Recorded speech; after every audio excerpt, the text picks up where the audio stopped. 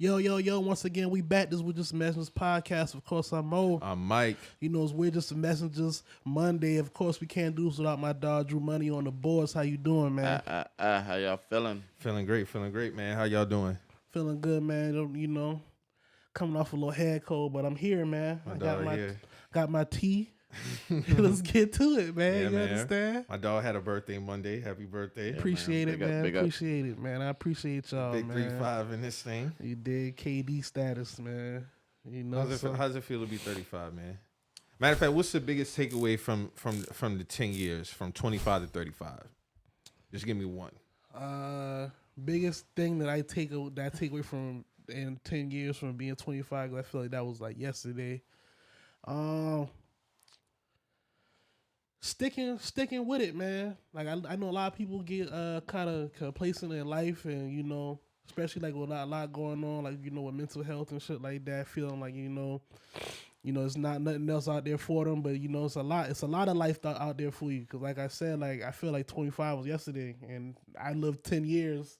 You know what I'm saying? Like I got a 9-year-old now. Like you know what I'm saying? It's like, you know, it's a lot. I did a lot in that time frame to get to here, and I only got more to go. Mm-hmm. So it's like, you know, stick with it, man. Your journey is your journey. So, you know, don't let nobody or don't let yourself feel like it's nothing out there for you. You got a lot of life to live. Facts. That's my biggest takeaway from it, honestly. It's a lot more to do. It's a lot more we all got to do. So I definitely remember. I remember we did the surprise for your 25th, and now here we are at 35 with it. Yeah, man. So, you know, that's my biggest takeaway from that 25 to 35. And then when I hit 45, I'll be like, well, shit, you know, I did a lot from 35 to here. So, you know, it's only going to get bigger and better. You got to think, too, that's still, I know jokes be getting off. That's still relatively young. That's young. And 45 still young. I don't want to start on a sad note, but I always bring back to Kobe, bro. Kobe was only 41 when he passed, man. Exactly. The man had a lot more. He just was going live. into another phase of his life. You know what I'm saying? Yes. So, you know, that was post retirement and shit. So you know, he was getting ready to go into getting Emmy awards and shit. Exactly. So it was like, you know, this like I said, bro, it's a whole lot to be done out here, man. Just plan accordingly and you know, do what you got to do. That's my takeaway. That's dope, man. Shout out to your girl too for setting that. Appreciate it, man. Definitely, that was some dope shit. So tell us about your birthday, man. We don't know, man. You know. So you know, I thought that we was initially I thought we was gonna go to the halls and kick it, just me and her, and you know we get there. So we get there, and like the lady, the hostess almost blows it because she was like, because my girl went and she talked to them first. She was like, yeah, you know, just us two. But I saw her showing the phone. I guess she was showing the reservation, like so. The girl was like, yeah, 10, right? And I'm like, 10 people, nigga? Like, the fuck? Like, just me and you. And she was like, yeah, let's come on. So, like, I didn't think nothing of it. I was, in my mind, I'm like, you know, that's just a mistake. I'm just so focused on me and her. Like, you know what I'm saying? I was like, yeah, we gonna chill. So she was like, yeah, y'all just sit at the bar until y'all table ready and shit like that.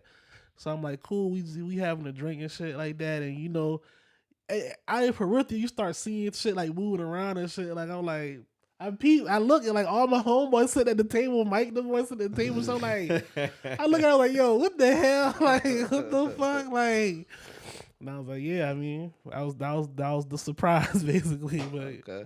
Yeah, that was fly, man. That was a good day overall before that too. But yeah, it was pretty good. Yeah. What's up, man? Yeah, I was all the way on the West Coast. Yeah, I know, man. I know. That shit was, I was like, damn, man, I know this shit gonna be a good one. Yeah. Yeah, that's what's up. What y'all end up getting for dinner? I got the grouper with the crab meat on it and shit like that, and a lobster mac. And, you know how we do. Yeah, man. Yeah, you know, I got the New York strip with the mac and lobster mac. No. He got the regular mac. No, man, fuck that shit up. And then you got topped it off with that cinnamon roll cheesecake. Oh yeah, that was busting. That shit was cinnamon roll cheesecake. Yes, that sir. Was That's crazy. Yes, sir.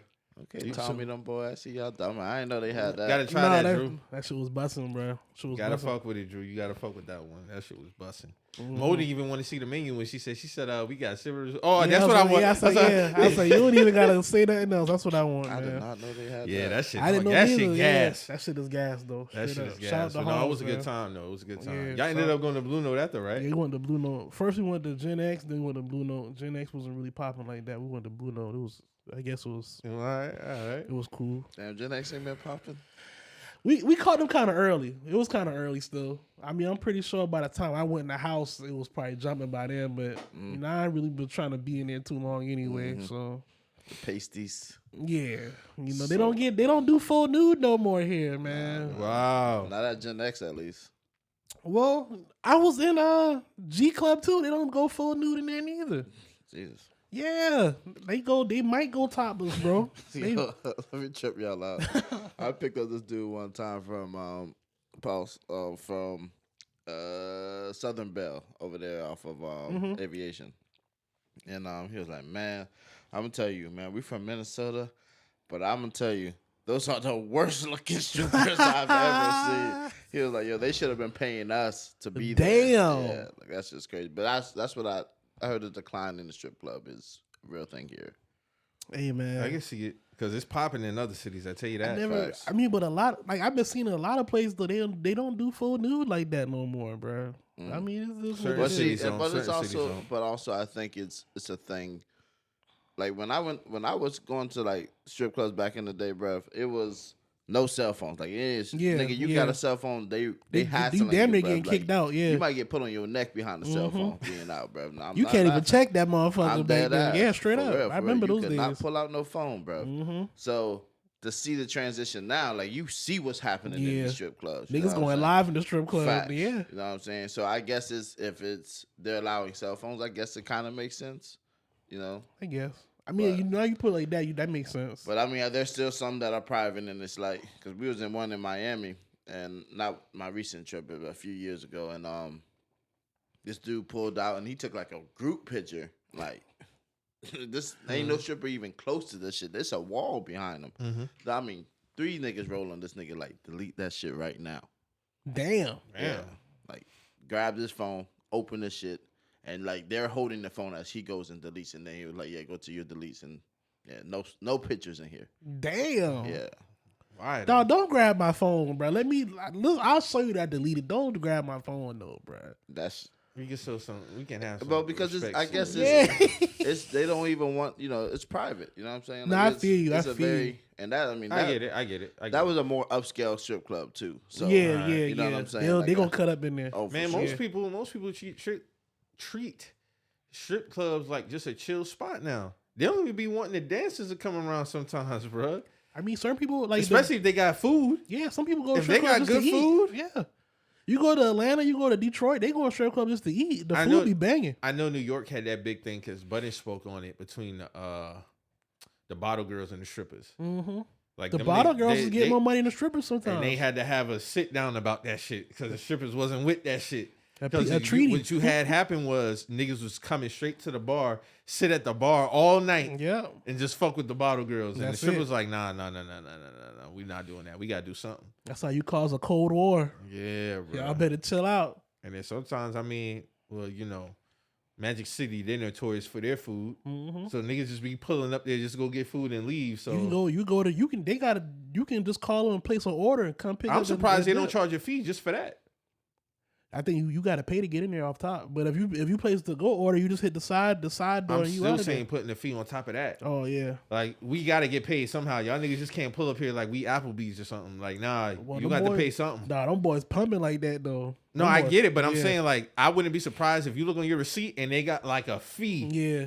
We're like, nah, you just can't get food from here, bro. Like, we going to get topped off somehow. Pause. You get what I'm I saying? can see that. I can see that. Yeah. Because that's what Lou Williams did. Remember during that bubble situation? And he said he pulled up the Mac City to get some wings. Yeah. He had got in trouble for that Oh shit. yeah. They had to make them take tests and shit and all. Mm-hmm. I mean, that shit different. So how was LA though, Drew? It was a good, fucking amazing time, man. I'm not even gonna cap to you. Like it was to get in your creative bag and really have to make shit shake off of flakiness of people from California. You know, it was a real time thing. And again, man, just hats off to the team, bro. You know, being able to move and shake in the way that niggas need to make, and you know, really honestly, like the slogan that whole trip was control what you can control, Right. and everything else would work out, and that's what it did. So I mean, you see what happened. You see the Yeah. articles. Yes, sir. You see the work. You know what I'm saying. So and more work is going to be put out, but also just packaging it in a different way. That's how it's going to roll out versus just shooting out content and stuff like that. Yeah. We're going to have more strategize with how it's going to roll out. The stuff that you see now is, you know, hats off to the production team that was able to help, you know, be a part of all of this, man. And you know, the work is good. I feel like the group of people that I was around in the photography pit, great group of guys and ladies. Met some dope people just to see their work. Nigga pulled up with a red, goddamn, shooting on a red. You know what I'm saying? Yeah. And, you know what I'm saying? Like that's the shit that's happening around. You know what Yeah. I'm saying? Like it's like, yo, bro, okay, I bet. You know, like it's seeing mad niggas with black magics. I mean, mad niggas pulling up with black magics. They just got them You shits see on what I'm deck. saying? Yeah. Like so, Shout out just to the to, Black you felt Magic, man. with your tribe. facts. Yeah. Like, you know what I'm saying? man. Like That shit is a real deal, bro. I'm trying to tell you, but just to see how they, you know, they have their setups and what they doing out here, and just chopping it up with them, seeing what the market really is like out there. But I'm gonna tell you something about my own personal opinion about California and especially Los Angeles. It's $1 in a dream. You see what I'm saying? Like niggas have $1 in a fucking dream, and tomorrow they're trying to figure out how that dollar turns into $2. Yeah. So each and every day is another Make or dollar. break. Yeah, you know what I mean. And this, if you feel that energy, like the niggas that's stunting out there, you don't even have time to worry about what this nigga doing. Like, you Yeah. know what I'm saying? Like it's that type of energy. A lot of interracials. You know what I'm saying? A lot of black women and white men. You know what I mean? A lot. Yeah. And I get it. You know Yeah. what I'm saying? Because it's $1 in a dream. You know what I mean? Like the servers are out there. They're making their food and bev industry is probably booming. You know what I mean? Because it's the prices of what you're paying that we're paying here though versus over there is crazy. I mean, Beverly Hills gas is $10 a gallon, and that's regular. You know what I'm saying? So to think like niggas really have crazy. time to be stunting. Now mind you're sitting adding an hour into every destination you have to go. So if you got to go 12 miles, you got to tax an hour onto that because the traffic's going to be there.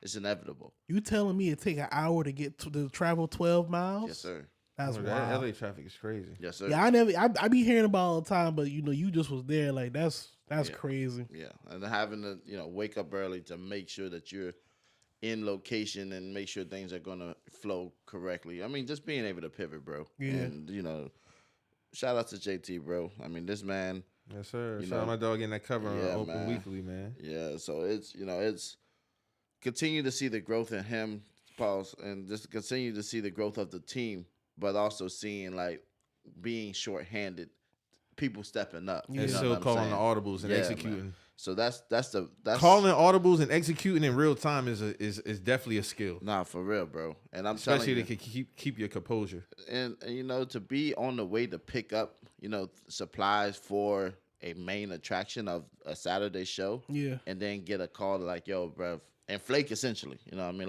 Long story short, they flake on us. And it's like, bro, we in the motion. The main attraction. To set up for you. Yeah, you know what I'm saying? Yeah. So to be able to pivot and still put on a great ass show, a great production, bro. That's Will. That's Will, I'm man. telling you, man. It's And I think he kind of spoke to that. I think I might have seen a little bit of it in his story about dog ain't got time for the flakiness or you not seeing the vision and none of that shit. And I get it, bro. It's like if I got something in motion for you and we set up and we have a business like partnership in play and you with the flaking shit, that shit is wild. Yeah, man. I mean, it was just very interesting to see it, to endure it, but also be able to come out of it with a smile. You know what I'm saying? Because you know that no matter what, you're gonna be able to pivot and make something out of it. And that was real time thinking, real time looking at what we had and piecing the shit together. And it was a phenomenal fucking show. So That's what's up, bro. hats off to the team, bro. Hats off to JT. And What was the best show you feel like?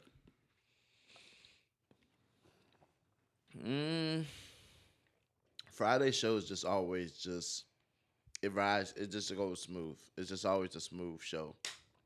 I think it was a dope. I think how we brought it to life, having the Mercedes as a piece in a in a whole building, a classic Mercedes, and then just to be able to see like like just see the art and everything just transform, like to transform an empty space into a show space. Yeah. It was crazy. But I don't know, man. I think Saturday show kind of took the cake for me, just because it was a bigger venue. But also being able to put our minds together and create having live artists on the stage performing, painting or whatnot, while real time a fashion show's happening with the live DJ set. Like, it was more of a TV setting. Yeah. Like, and we're in LA, so we're in a actual studio. You know what I'm saying? A big ass warehouse studio. So I'm gonna say Saturday for me, man. It was a lot of obstacles, but that's part of the game, and I think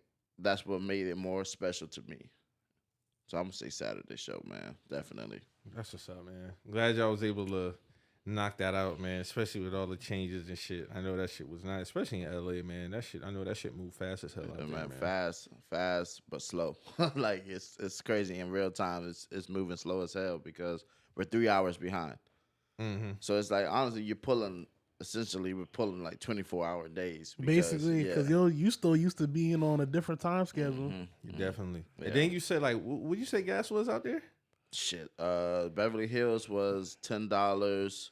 Nah, dog. When you get closer, like outside, like more in like, cause we was on the east side of LA, so east side was around $6 a gallon, $6 to $7 for regular. Now I didn't even look at premium. Shit, That's crazy. Yeah. So the thing, man, we gotta count our blessings over here. Definitely. Like, you gotta regions matter. I don't be paying attention to that shit niggas be saying on social media about certain regions. Yeah. If you had the opportunity, nigga, you would. Nah, That's all I'm gonna say. Facts. So what you looking forward to February, man? Yeah, February, man. I'm gonna be looking forward to 2024. In Yeah, general, yeah, bro. yeah, It's just yeah. a lot of moving pieces. My life especially, but also just like, man, bro, it's gonna be a beautiful time, man. Like, it's back in LA. Back in Atlanta. So it's gonna go up, man. I'm excited for that one because that's home, technically. For boutique fashion week, that's home. So I remember that was the first one that he did was in Atlanta. So it's gonna be lit, my boy. But also be doing New York like 3 times next year. So yeah, we popping out. Oh yeah, that's major. 3 times. 3 times next that's year. Major. That's major. Man. Niggas definitely knocked that out. But I didn't have a chance to speak to JT yet. When me was talking, just the pace of LA and like the flakiness and niggas just really a dollar in the dream. Excuse me. I used to hear about it.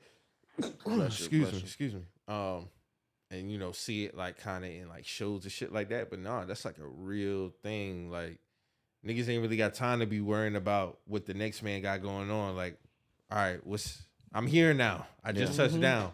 How are we gonna make this shit work now? Yeah. And that's literally, what I'm saying, like, bro. But I also got to big up TJ, man, from Lust Models. Man, this dude, he pulled up and showed love on every set. This guy is surrounded by beautiful women every single second of the day. You know what I'm saying? They pulled up and, they showed out. He also had a few of his models walking. They did their thing. So big up and hit Hefe, man, for real. Cool ass nigga, calm ass nigga, man. But yeah, if y'all look up Lust Models, you're gonna see exactly what I'm talking about. Yeah. That's all I gotta say. And that's Salute Lust with the 2 dog. T's, man. But yeah, big up Hefe, man. That shit definitely showed love, man. It was mad love shown out there. And that was the crazy shit, bro. It was really like the shorties that just really was the flaky ones. You know what I'm saying? Like, Okay. the niggas was pulling up. The niggas that we had they pulled up. They showed love, and they brought people. You know what I'm saying? So it was that's what I like to see, bro. I like to see the genuine love because that's what it was given at the beginning of the meetings. You know what I'm saying? So, man, I'm telling you, bro, just it's crazy to see. But also, I've learned a lot, working alongside with people with, great creative minds to where like working locally or, maybe out of the city, like I just don't really have time for the bullshit. Definitely feel you. Yeah. Like I worked with somebody recently here and it was like, bro, you're making this shit way harder than it has to be, like production wise. Production, okay. And it's just interesting just to see what everybody continues to say about Charleston and the people here in Charleston about the ego-driven individuals that just think that because they have a name that the world rolls. Not even name, just a low popularity. Yeah, that's like, what it be. It's just gonna have you going crazy, bro, out here. But should be like high school sometimes, man. It really do. And I, honestly, bro, like I just be thankful for the opportunity to be around the type of people that I be around. You know what I mean? The creative minds that just want to see shit be successful and not be ego driven and just trying to be nasty towards people and making that shit about themselves when it has nothing to do with you, But nevertheless, I can go on and on, brother. Yeah. But yeah, man, we back in this thing, man. Back, man. We back. So what's up first, man? Shit. Speaking of these crazy prices, shit like that, man. Recently, we had a big thing that was going on with the Waffle House workers, man. Definitely wanted to touch on that because with the way this economy is going, bro, like. People are looking for these pay wages, man. The first thing that really got everybody kind of riled up was the amount that they was looking for. So they want $25 per hour. They want something specific with meals, like if customers are not eating meals, something that impacts their pay as well. That should be cutting back on them as a whole. Like they gotta compensate for it in some way. Oh, okay, yeah. Like say like I order a meal and I just dip and don't pay for it and shit. Like they gotta be accountable for that shit. Oh yeah. That's that don't even make sense to me. Yeah, like, I don't mean I got nothing to do with them. I got nothing to do. Yeah, you know what I'm saying. I ain't got nothing to do with them. I'm in support of it. As somebody who's been on the podcast before, I can't remember what the exact year was. It was like 17, 18. I was against I think it was at the time, I think we was talking about like 15. And I was like, man, I don't feel like fast food workers should be getting 15. I think that's a job more so for like low skilled kids, teenagers. But as time go on, you realize that's not where you're supposed to think about certain shit. A lot of the times when people are working those jobs, only thing they can get right now or their last resort. And they definitely deserve that money at that time, and I'm definitely with them now. Like just from seeing the 25 because 25 is like, bro, like in the grand scheme, that's 52. So I understand. At the end of the day, I'm not saying everybody in the world needs to be rich. That's not realistic, and that's not something that can happen. But everybody should be able to have a livable, comfortable wage on a day-to-day. Here's my thing. You should be able to work 40 hours a week and live comfortably, period. That's a fact. Period. So them asking for the 25, I'm not against that. People talking about, oh, if you pay 20, if you get no 25, this, bro, no. We need to stop doing that. And that's a disingenuous argument as well. Like that. Because nobody, because everything is doable. If you feel like that, I know what you're about to say. Like if they get 25, then I should be getting more. Then you need to talk to your employer about getting more money. Exactly. You know what I'm saying? Don't wait until these people filing their grievances to where you want to, try to. You should have been on that. Yeah, try to shut down their hill. And I'm just going off. We've seen countless videos of what Waffle House workers go through. Like, you know what I'm saying? Like, they damn near be they be babysitting drunk people at nighttime sometimes. Like, that's not their job. You know what I'm saying? They just here to cook their food and provide you your meal. Like, they shouldn't have to break up fights. They be having to defend themselves sometimes. They go through a lot in them places, bro. Like, what location was that specifically? When they had the video of them demanding? I think it was somewhere in Georgia, if I'm not mistaken. Okay. And I mean, I get it, man. Waffle House, sometimes people look at that as all right, we're going to go here right after that. We can kind of do whatever the fuck we want to do. But, dog, they still people. At they still people. Day, they shouldn't have to deal with your drunkenness. They shouldn't have to deal with none of that shit. Your slur of speech or y'all getting ready to fight. No. And I think it varies from location to location because you do have some Waffle Houses that are not heavy, how can I say, traffic-wise. Like, even though y'all are open 24/7, it's not balls to the wall, pause, Yeah. 24/7. I get it. But everybody should be able to work 40 hours And be cool, and like- be good, man. And be good. And 25 to me, and today in 2023 is not asking for much. It's not. It's not. It's not. Like, even, I don't care who, it could be Chick-fil-A. Definitely, if they ask for 25, give it to them. Because every Chick-fil-A be to the street. I don't care where your parking lot at. That's a fact. To the street. So y'all telling me If anything more, real quick, I think the cooks. yeah, Because for them to be having that shit pumping, that's a skill. that's a skill, bro. So y'all telling me with Chick-fil-A, they workers band together, like, we want 25. I ain't gonna be against that. I'm not gonna be against I'm it. not gonna be against it. I'm not gonna be against that, bro. Like, I just don't like the conversations that come behind it because y'all niggas be really showing y'all true colors. Yeah. It's like y'all talk that That shit. should be and then nasty. It'd be nasty, but these are the same people that you be vouching for that need a wages, bro. Who you think working these jobs? You get what I'm saying? It's like, bro, like, what's wrong with that? Like, I'll never My be thing against. is, it's not even your bread. Like, why you so like Exactly. like that's not even your money. What's like, that shit? That shit nigga said something about Republicans. It was something in front of it. It was fun. That shit had me in tears though. It was like, oh, y'all these type of Republicans. That shit was funny though. I can't remember exactly what it was, but it's like, man, come on, dog. Like, exactly. Like, it's not your money at the end of the day, and you know, and they'll be held to a certain standard. Same way you as a customer. I feel like honestly, the customer should be held to a higher standard in most of them cases because, dog, I seen times like somebody asked, what's something that that's an unwritten restaurant rule, and my biggest thing is always, if they mess up your order, it's not necessary for you to be rude. yeah, it's not nothing personal. This go for bro. everywhere. Yeah. I don't give a fuck if it's a Waffle House to the goddamn Carbone. Niggas be like, using that as an opportunity to be assholes and yeah, that shit. It don't even be and that be deep. fake elitists. It don't be that deep. It bro. don't be that Like, fucking deep, bro. And it's like they still are handling your food now. Exactly. Remember that. I don't care who it is. Like, I remember one time, like, I pulled to a Popeyes and they got my order wrong. And I went back and they was like, oh, dog, my bad. I didn't mean to mess up. It's like, nah, bro, like, it's good. But that just goes to tell me that they deal, like, people be rude as hell. You see what I'm saying? That Like, shit don't be like it don't be that don't serious, bro. serious, People make mistakes, bro. It's cool. Like, but that's not an outlet for you to get. Like, my two biggest things, bro, is being rude and not tipping.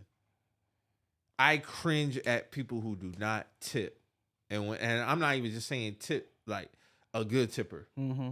Like, I'm gonna stand on it. If you don't tip good, you a trash person, in my opinion, bro. I'm sorry. Like, if you don't tip good, bro, I understand you have some cases where people don't hold up. Even if you have to be downright terrible, terrible for me to not tip. If you forgetful during my service, I'm gonna still tip you. I might not give you the best. I'm gonna still tip give you. you like I'm not gonna give you no zero. I'm not gonna give you an elite tip, but I'll give at least something on the table. Like, even like when I think I had a conversation with one of my partners about like DoorDash. Like, my daughter be asking for DoorDash and shit, and like I'd be like, I make sure I tip. Look out for them people, man. Because some people, I don't be wanting nothing, no hiccups or nothing. Like, I'll make sure I put something on the tip so they see that they getting tipped. And my homeboy be like, nah, I don't be tipping them shit. I be like, bro, like, you gotta tip them. Do they not leaving your shit? Like, I've seen like people be leaving orders if they not getting tipped. Like, they will not pick that shit up because it don't make no sense to pick it up. I remember one time I wasn't about to do it, but I did it. So I got delivered the wrong order. So I was texting dude, was like, oh, that's the order they had when I got there. He was just real short with it, like real quick. And I was trying to I was like, you know what? I would be well within my rights to like say, fuck you. And I give you a tip. But I said, you know what? I'll drive back up there, go get my shit. And it was right up there on Old Trolley Road and shit. And I went and got there. But it's like, I could tell you, like, dog, like when I got my when I ordered some pizza, like, honest mistake, I forgot to put the tip on the app. So I forget that they do this though. So I'm thinking to myself, like, man, when they because I don't have no cash on me. So I tell them like, hey, bro, like, y'all can add it when you get back to the store. But she already had the receipt. And she was like, you'll be surprised when we pull up, people don't even give us tips. Yeah, that should be a thing. Like, my mom used to make sure I get on board like a little tip, like when I answer the door for the pizza. Like, now people don't even want to do that. And it's like, bro, at the end of the day, like, If that's Low- the case, go drive up Go there and drive go get there. your Yeah, shit. like that's just a Yeah, luxury, bro. That's just a man. luxury, That's a bro. luxury. Like niggas don't like they be trying to make it seem like when you say it's a luxury, like you trying to be like bougie. No, that is a luxury. These niggas are bringing you your food, bro. You know what I'm saying? Like they don't have to bring you your shit. You know what I'm saying? Facts. Like it is a luxury. Like tip those people, bro. I think we're gonna get to a point where all these jobs are pretty much. California just raised their minimum wage to $20 an hour. Hey, dog been putting in work over there. I ain't gonna hold you. I can't think of his name right now, but dog has really been putting work over there. Like people are wanting him to possibly run for president. Like he is putting some steps forward to being like better. I will say. Like I've seen him do some things to make their shit better. Like minimum wage being $20 is a step. It is a step. It's definitely a step. If we get to the point where rent is coming down somewhere, mortgages are coming down, so we can get to a better place because you can't continue to be chasing the wheel, bro. Yeah. Especially when the other side is not budging. If 'Cause the jobs are not willing to up the wages, then on top of that, you raising rent, you raising interest rates on mortgages. What the fuck are we essentially doing? It got to come to some type of median, bro. It got to be some middle ground. It got to be some middle ground. That's a fact. Otherwise, you're just gonna have a permanent underclass. And election year is coming up next year, bro. Yeah. So that's gonna be I think that's gonna be the biggest thing for people. Hey, what are y'all doing about this cost of living? What are we doing about that? Yeah. Cause the prices I've been seeing for just rent in general, it just seemed like that shit is going up weekly. It seemed like, I know it's not a quarterly type thing, but that shit seemed like on a week to week, this shit is getting crazy. 1 bedroom's going for 18. Two going for 22. Rent is ridiculous now, bro. Rent is fucking ridiculous. That's it crazy. Niggas be having to work 2 jobs, busting out 60 to 80 hours a week. That's fucking crazy, dog. That's fucking crazy. Y'all better not get caught up with these niggas on the social media, though. I tell you that, because these niggas be lying. These niggas out here hurt. These niggas are really out here hurt. Don't get caught up in the clothes and the cars and all that, man. These niggas be leasing shit. These niggas be in other niggas shit. Same go for women too. Like it's a lot of fake. These it's a niggas lot of are fake thieves. shit. They selling fake houses with 20 people on the deeds. Oh, and okay. shit. Okay. These niggas selling the Brooklyn Bridge. They selling everything out here, man. Hey man, just to wrap that up, man. I hope the Waffle House employees get that though. No, Salute to seriously, y'all. man. Everybody who need like that minimum wage increase, I hope y'all get all of that. But yeah, with that being said though, the Statue of Liberty is not for sale though. The Statue of Liberty It's is not for sale. It's not for sale. Let's make it local, man. Arthur Ravenel Bridge is not for sale, man. The Pineapple Fountain, that's downtown, historical downtown, that's not for sale, man. This You DJ understand? Envy and Caesar real estate scam shit is getting deep. It's Bro, getting that shit- deep, bro. You watched that video I sent you? Yeah. I didn't know he When had a dog was part going two. off? No, Flex was going crazy. Flex looking at this like checkmate right now, bro. Cause I forgot that them boys, Charlamagne was messy towards him when he was going through his divorce, bro. He was. I forgot about all that. So this is checkmate to them boys, to Flex, bro. Nah, the credit people are speaking up.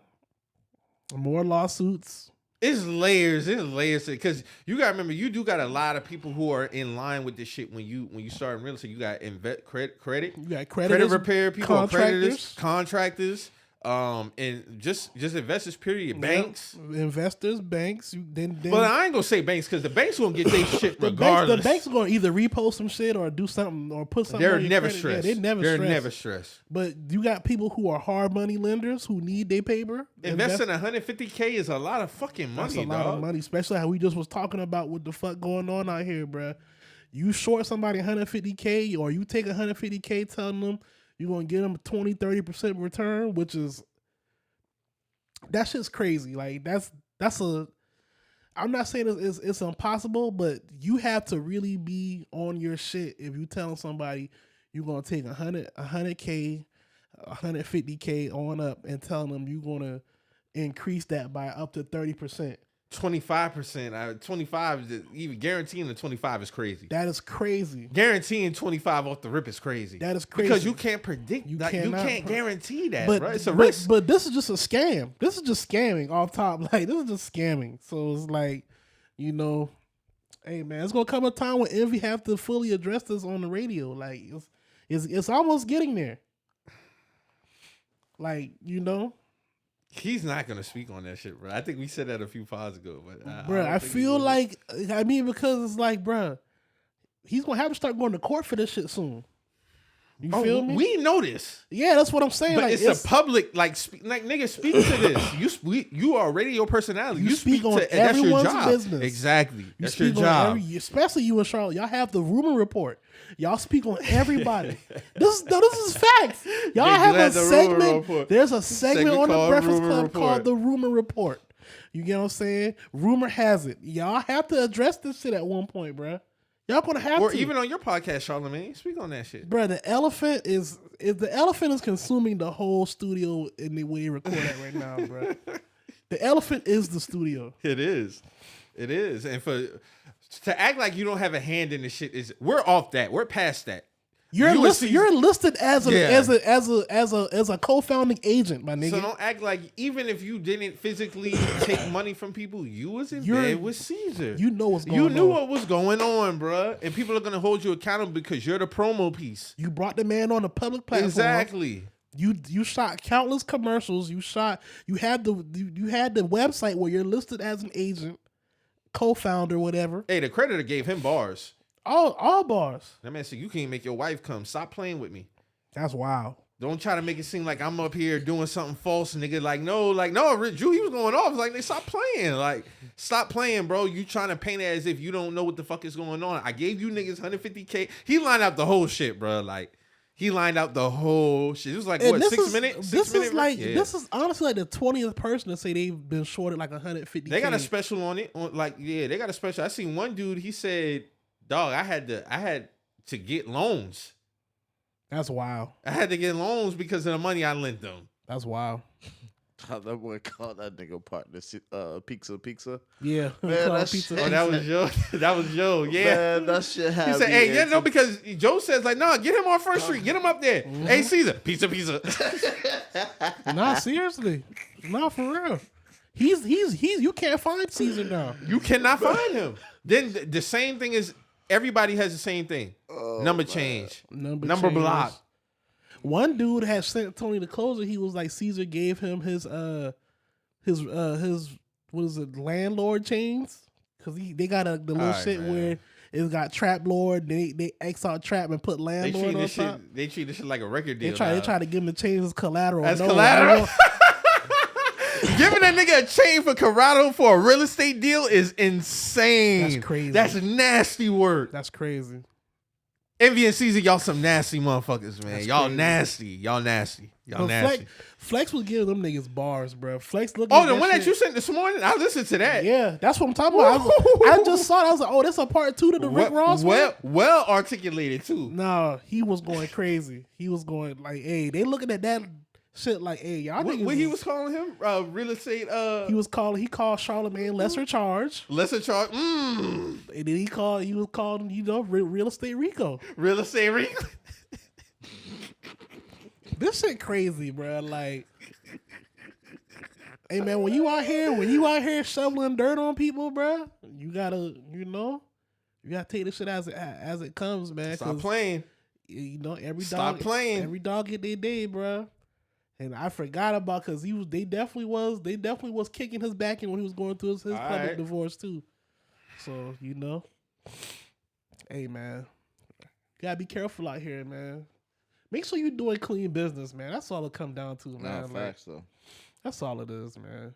Don't be taking people bread, bro. Tell you gonna do something with some houses, and then come to find out the nigga that niggas got 20 people on one house, and y'all. 20 people on one house. How do you even legally get that? Like, how do you do that?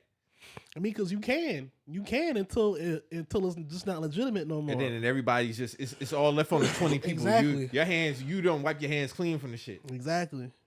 Because essentially, you can't put 20 people on a house deed. That's how people have say Big Mama died and she left the house to all the kids. Oh, okay. You know what I'm saying? Everybody Like, got an equal percentage. Everybody got a say so what going with the house, unless he just trusts one person with. And that then shit. nobody getting no real money when you got 20 people on the house. Exactly. But I mean, this is just all a facade. Like, That's you know nasty. what I'm saying? Like, And then the Yeah. fact that, like, I heard Caesar speak on it a little bit, and it's like, talking about, oh yeah, well, remember when he dropped the note on this? Like, my nigga, like that shit even sound like you got somebody to type that up. Like, you're not even taking no accountability for you. The fact of the matter is, you went ghost on people when they gave you bread. Period. You need to be fully, you need to be fully transparent. There's no time for no, hey, I switched my on a day to day. And let people know off rip, hey, this is not something that's gonna happen in a week. If niggas giving you that type of bread, you need to let them know that you're not gonna get this X amount in this amount of time. You need to be calling them before they call you. Facts. That's the type of shit they need to be on, bro. Facts. And especially when they're new to the process. You gotta let them know this is not an investment that you're gonna get back in days, maybe even weeks, maybe even months.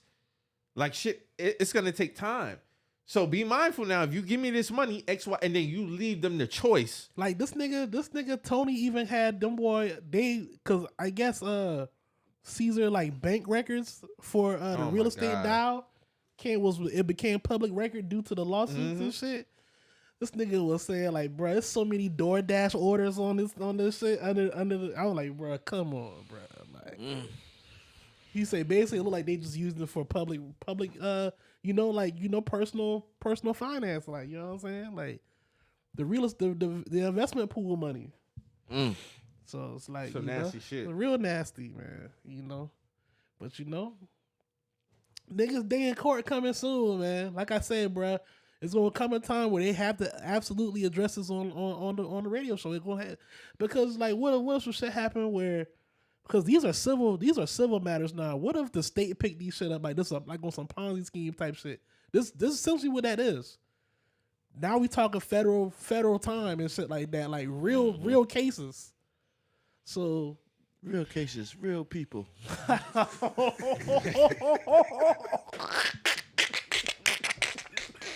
Wow.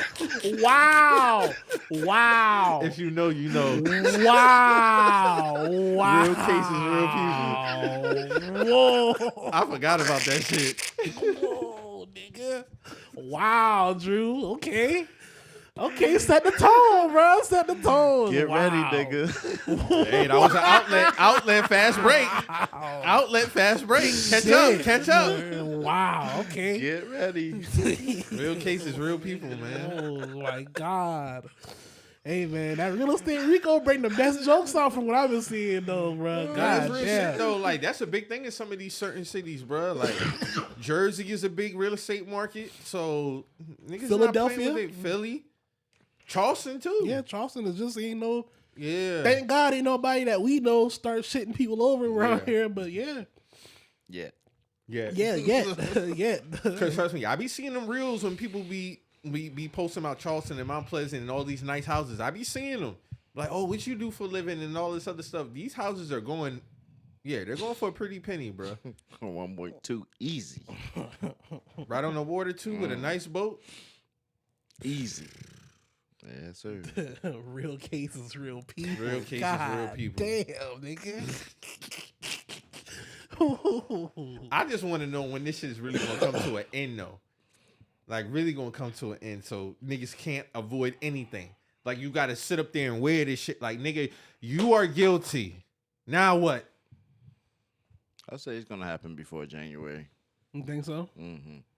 It's starting to steamroll now. Yeah, it is. It's definitely catching a lot of legs right now. But that's got to be crazy that you're getting like absolutely grilled holiday season. That's wild. Like that's wild. Like you can't even enjoy your holiday season. Rightfully so, because you've been shitting people. You've been shitting people. Like you deserve this shit, bro. Like people, like you say, people taking out loans to recover and try to.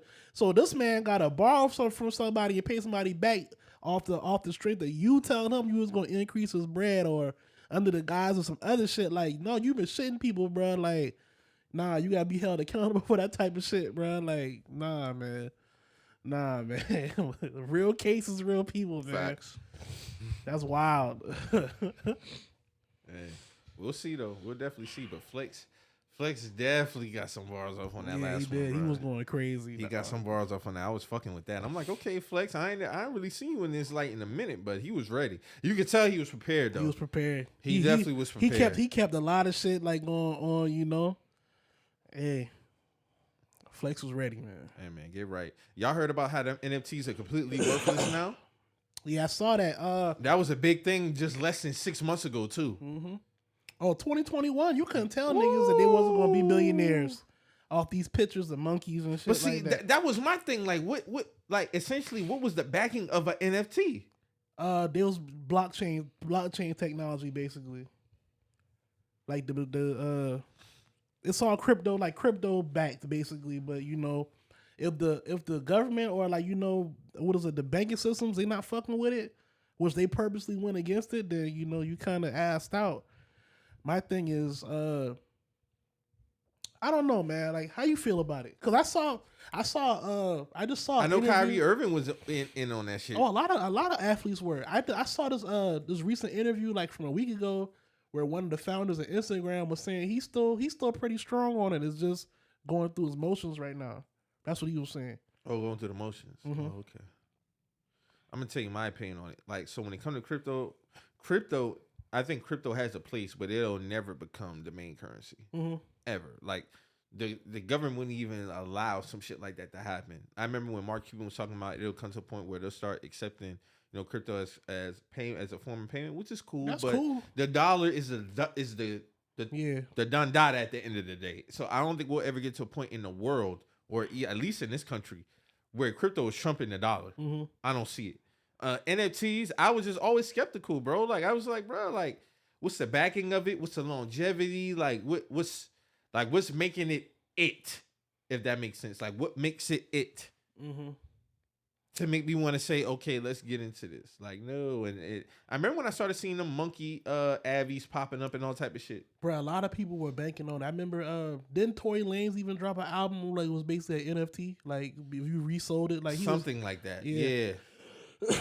It was a few artists, other artists that was fucking with it, but was Snoop in on that? Mm-hmm. That's why he took the whole. Oh yeah, and he recently put it back. Yup, you all right. You had to go in Death Row and buy NFTs and listen to the catalog. Niggas like, man, we're not doing that shit. Like, man, put Doggy Style back on Apple Music. Nigga. What the fuck you doing, bro? And he eventually put it back on. That was this year, matter of fact, I think. Early this year, he just put it back on there. But he was saying how his son put him onto the cryptos and NFTs and shit. And he was basically convinced him to, that would be a way to include people into the Death Row catalog. You have to buy NFTs to, access it and shit like that, which apparently it didn't work. Niggas don't be doing their due diligence and trying to get a quick dollar, man. That's all this shit be. That's what it be. Because going back to the real estate Rico shit, Snoop Dogg caught up in that shit too. He got burnt. Caesar burnt him. I remember one time I was scrolling through the comments when Greg was really popping, and Jim Jones came under his comments like, "Yeah, I'm gonna just give you the money and you handle the rest." And that'd be a lot of people mindset, unfortunately, like, "Oh, let me just go ahead and give this real estate investor the bread, and then I'll see a return." No. Or it's two ways to look at that, Mike. Or they could be down with it together, and niggas might look at, oh, Jim Jones fucking them like that. I'm gonna just throw him my bread too. There's two ways to look at it. Exactly. That's the same. It's basically the same place Caesar and Envy ran. Mm-hmm. Niggas see Envy endorsing the Caesar nigga. Oh, I'm gonna shoot these niggas this bread. I'll get my shit back. I'll get it back. Niggas see Jim Jones in the comments. I'm gonna shoot you the $250K. Oh, I got 50. That's what Jim was. They don't want to put in the work because Jim was like, "How about I just give you the money and then you handle the rest?" But why? If you thinking, why would Jim give him bread when Chrissy do real estate herself? That's what he was saying. Like, he was just basically saying, yeah. That was all under the same tree at the time. He exactly, he was like, Greg was, how he get on this video, he get some motivation. He was giving like a little quick 2-minute speech about what to do, about what to do. So Jim was like, "How about I just give you the money and you do that type shit?" Mm-hmm. And that's dangerous as fuck. That's dangerous. So bro. Even with this NFT shit, I was just like, bro, I never seen the hype that niggas got behind that shit, bro. Niggas was all in on NFTs, bro. Straight up. That shit is. But wild, I saw some success stories though. People did make some bread in little outlier ways, but I mean, overall, man, I didn't know. Niggas was talking like this shit was gonna be the future. eighth wonder of the world. Yeah, that's the future. Like, I don't know, man. I don't get it. I didn't get it. I never got it, but I mean, to each his own, man. We see where it's at now. Straight up, like we see where that shit at now, man. Like, I get it. Oh, and another like even with this NFT shit, I remember it was Kyrie Irving. He had like a big group because he held a space about that shit. It was another athlete who was real big on NFTs, and I can't remember. And all I had to say is this: you athletes, man, we got the ESPN documentary. Was it? Bro. Didn't somebody get paid? No, that was crypto. He got paid in crypto. That was Odell. He got $1 million of his salary in crypto. It was another basketball player that got his contract in crypto. Player. Yeah. Damn, who was it, bro? Because we was thinking like, damn, he smart or dumb? Because now crypto done crashed and he basically damn near broke. Odell came out strong because it was only like $1 million of his salary was going to be paid out in crypto. He had it somewhere to where it was, because the thing was, it's up and down, up and down, up and down. So it fluctuates basically. You just got to catch it and cash out. Catch it and cash out. But we got this ESPN documentary broke now. Mm-hmm. And niggas is making way more money now. So y'all niggas just be careful when you just come out here and you investing in certain shit, because you know who really be burning these athletes, bro? It be the financial advisors, bro. Advisors, bro. They be stealing from them all the time. My thing is, what are you advising? Essentially. Because you got your agent. You just got access to these people bread, bro. And I'm not saying your agent should be financial savvy, but if you have your agent, he should be able to put an ear to you on certain dealings. I would want my agent to be somewhat financial savvy, to hit me and be like, hey, bro, like, hey, don't fuck with that shit. Like, you know.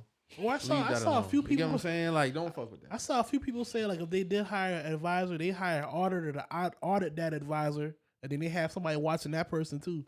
That I wouldn't be against that. So, I mean, you paying, but I mean, it is what it is. Because everybody don't have your best interest. Shout out to Shaq agent, because he told him off rip. When he saw what Shaq was running up on his bank account, he hit that man immediately. Like, hey, bro, you're going to be broke. You're going to be broke, bro. You're going to be broke. Shaq took that. He took that very seriously. And now look at him thriving. Drew, what's up, man? Man, I was saying, breaking down Caesar's bank statement, it's like reading a foodie's dream diary. Yeah, I told you, dog. I told you. Multiple Taco Bell runs a day. Bring on Outback steak. Oh, and the daily love affair with Starbucks. That's crazy. It's clearly where the investors' millions are going, straight to fulfill Caesar's appetite. At this rate, he's flipping burgers more than properties. Okay. All right. That's crazy, dog. Crazy as fuck, man. Hey, man. Let this be a warning, though, man. For a lot of niggas, man. Let this be a warning, though, man. Like, when you out here playing with people bread, bruh, eventually everything's gonna be public record if you have to go to court, bruh. So, you know, once it's public record, there's nothing the niggas can do to save you, bruh. Straight up. Real talk, because now look at this shit. Like, niggas is just like, you know, you on a Jumbotron, bruh. Like, so, big Jumbotron. Big. You on the big Jumbotron. Dallas, Texas Stadium Jumbotron. I'll say this, bruh. Tony the Closer has dedicated this whole year basically to exposing this shit. He's not gonna let up. And he's put in a lot of work, and you know, I feel like it's shit like that well needed, bro. Because people be hopping in real estate and they be burning people. Dog, people have committed suicide behind this shit. That's what I just about to get to that shit, bro. Like people look at real estate as a key to changing their life, because if you do it the right way, you can change your life. And for people to be hopping in that type of shit and be getting burnt like that, like that'll drive somebody to kill themselves, bro. Like real talk. I never forget that real when dude was talking about his homeboy killed himself because he got in bed with Greg, gave him some money, went ghost on the man, didn't hear from him. And the crazy thing is, the dude said Greg called him, was like, yeah, man, like, dang, I just talked to dude and da-da-da-da. I was like, yeah, that man been trying to get in contact with you, bro. And he killed himself, and then he killed his wife and his son on the side of the road. Drew, what? Oh, I'm sorry. These niggas are wild in group chat. My bad. Go ahead. No, but seriously though, man, like all in all, man, you just gotta be careful out here, bro. Dealing with that type of shit, man. That shit drive a motherfucker up the wall. Like, that's a real thing. That shit trickle down. That go back to way back when stockbrokers would be jumping out of buildings, killing themselves because they done lost all their money, or they done lost all somebody else's money. They don't fuck up a client bread money or something. That was a real thing, bro. That's a real thing. Or they just be crashing out. That's crashing out. That's stock. That like when you actually like working in them buildings, them NASDAQ buildings and shit like that, that's a very high pace like. Just imagine all the money that you earned over the course of your life is gone like that. Yeah, gone. 9 times out of 10, somebody gonna kill themselves. That shit is gone. So then when you handling people money who are not that well informed in this field, bro, you gotta do right by people, man. And y'all just gotta be aware when you invest in period. NFTs, crypto, the whole 9, bro. You gotta be well aware what the fuck you investing in and understand that this shit is not a quick grab. Sometimes you gotta play the long game when it comes to this investing, bro. That's just what it is. That's what you have to do, bro. If you really want to be in it and be successful in it, you know. I mean, I think It's a long game. It is a long game. It is a long game. I Every play is a long play. But I think people just see other people's success and just be like, and it's a lot of cap on that shit. You know what I'm saying? Stop looking at them reels and thinking like this is for you. You know, it might not be for you. Stop might not looking be- at yeah, you. Gotta, right. you You gotta are right, be. Drew. You gotta Yeah. be cautious of these Greg characters, these seasoned characters, because they making it look more glamorous than what it is. Like, you know what I'm saying? Like, that's really what it is. Like this shit ain't no 2 week, 3 week turnaround type shit, bro. These are like 5, 6, 7 month processes, bro, at a time on the low end. You feel me? Sometimes it should be a year to make your bread. But it's always crazy to see it, man. But take that damn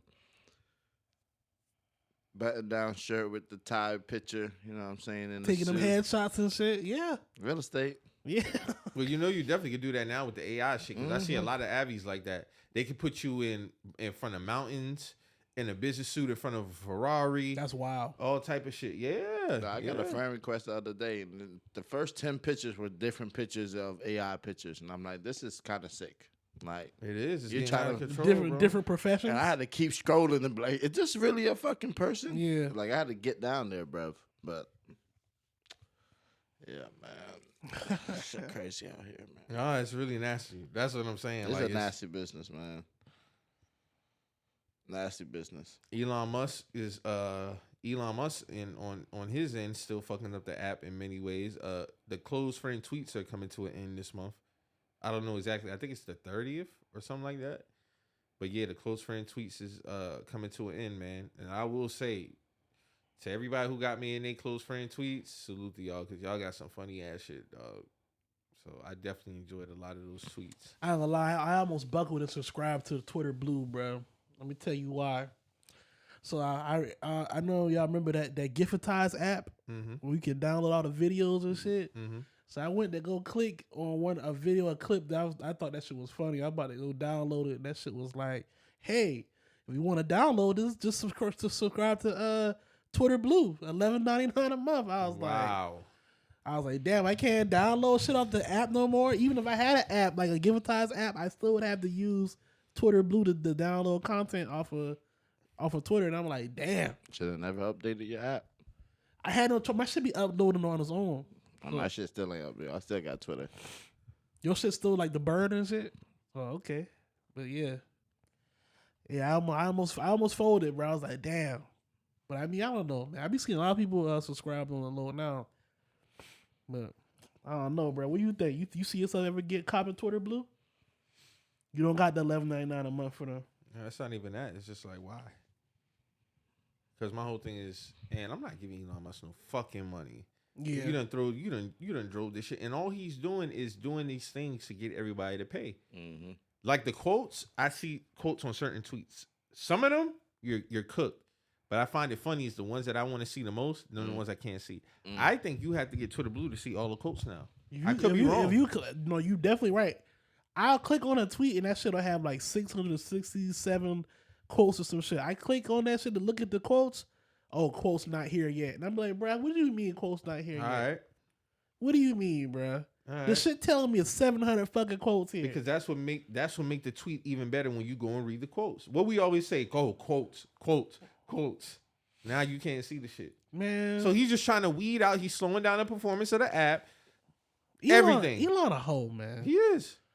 He know exactly what he's doing. He's weeding out. Hey, we gonna run this shit up. I need as much bread as possible. My thing, you know, it'd be funny to me. It'd be funny to me when I be seeing Jack tweet about shit or he be like saying shit about need the to shut the quality. fuck up. Like, nigga, you need to shut the fuck up, nigga. You sold him this shit. And you knew that he was fucking diabolical. You sold him the app. And you be trying to speak down on this man. You knew what he was. You saw that bread. Which is cool, get your money, but don't speak on this shit no more, bro. That's my honest. Don't speak on this shit no more, bro. He act like he care though. Yeah, like you don't care for real. You don't care, nigga. Go eat your caviar and leave us the fuck alone. Nigga. Your day to day is lovely. You don't give a fuck. You can chill for the rest of your life. Your kids can chill for the rest of their life. You good.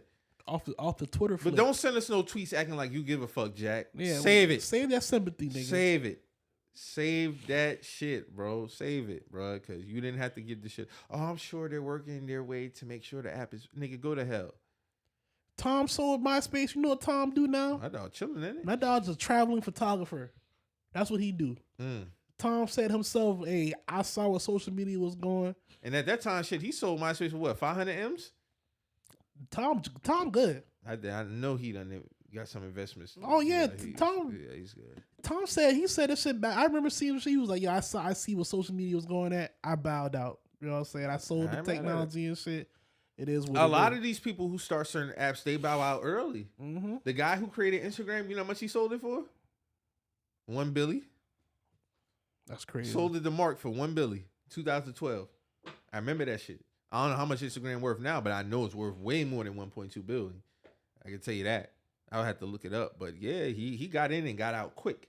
1 billion is crazy. But you gotta think, Instagram was created at the end of 2011. That's a quick fucking flip. Yeah, $1 billion in 2 years. $1 billion in 2 years? Come on, dog. I remember. I probably would have held out a little bit longer. But just to see the way to make $1 billion in 2 years, I would have took that. But bro. Mo, you got to think about it. Remember when we was talking about Instagram in 2012, bro, and we saw the direction it was going around 13ish. It didn't even 14ish. it didn't get video feature until 2013. 2013, and then we just saw, oh, this about to be like a staple. Instagram is a staple in the game now, especially when Mark took it over. When Mark took it over, it was sky's the limit for that app. Yeah, that's the big three apps. One of the big three apps, bro, and people make their personality off Instagram, their business off Instagram, everything. It was heading peak Instagram was definitely 2012 to 15, for sure. After 15, it became kind of what it is now. Yeah, 2020 for sure is when it was like, all right, this shit is done. 2015, 16, no, 2016, 17 when they start fucking with the algorithms and shit like that. And now posting just to be posting, that's dead. That was done. It's no more of that now. There's no more of that. That's cooked. We're not doing that no more. Yeah, every post got have an intention behind it now, bro. Like you can't just post out of, you know. I remember Rihanna used to just post random shit, like, you know what I'm saying. LeBron used to post all kind of random, just, you know. I think that's why they allow you to post up to 10 and 1 though now, because some people still take advantage of that, like just post random shit, like a dump, a photo dump. Let me be careful with saying that, because, you know, they say men ain't supposed to be doing photo dumps. Oh, please, man. God. Post your damn pictures, man. We can't do nothing. I'm posting my shit. I don't give a damn. I don't give a damn if I post 7, 8, 10.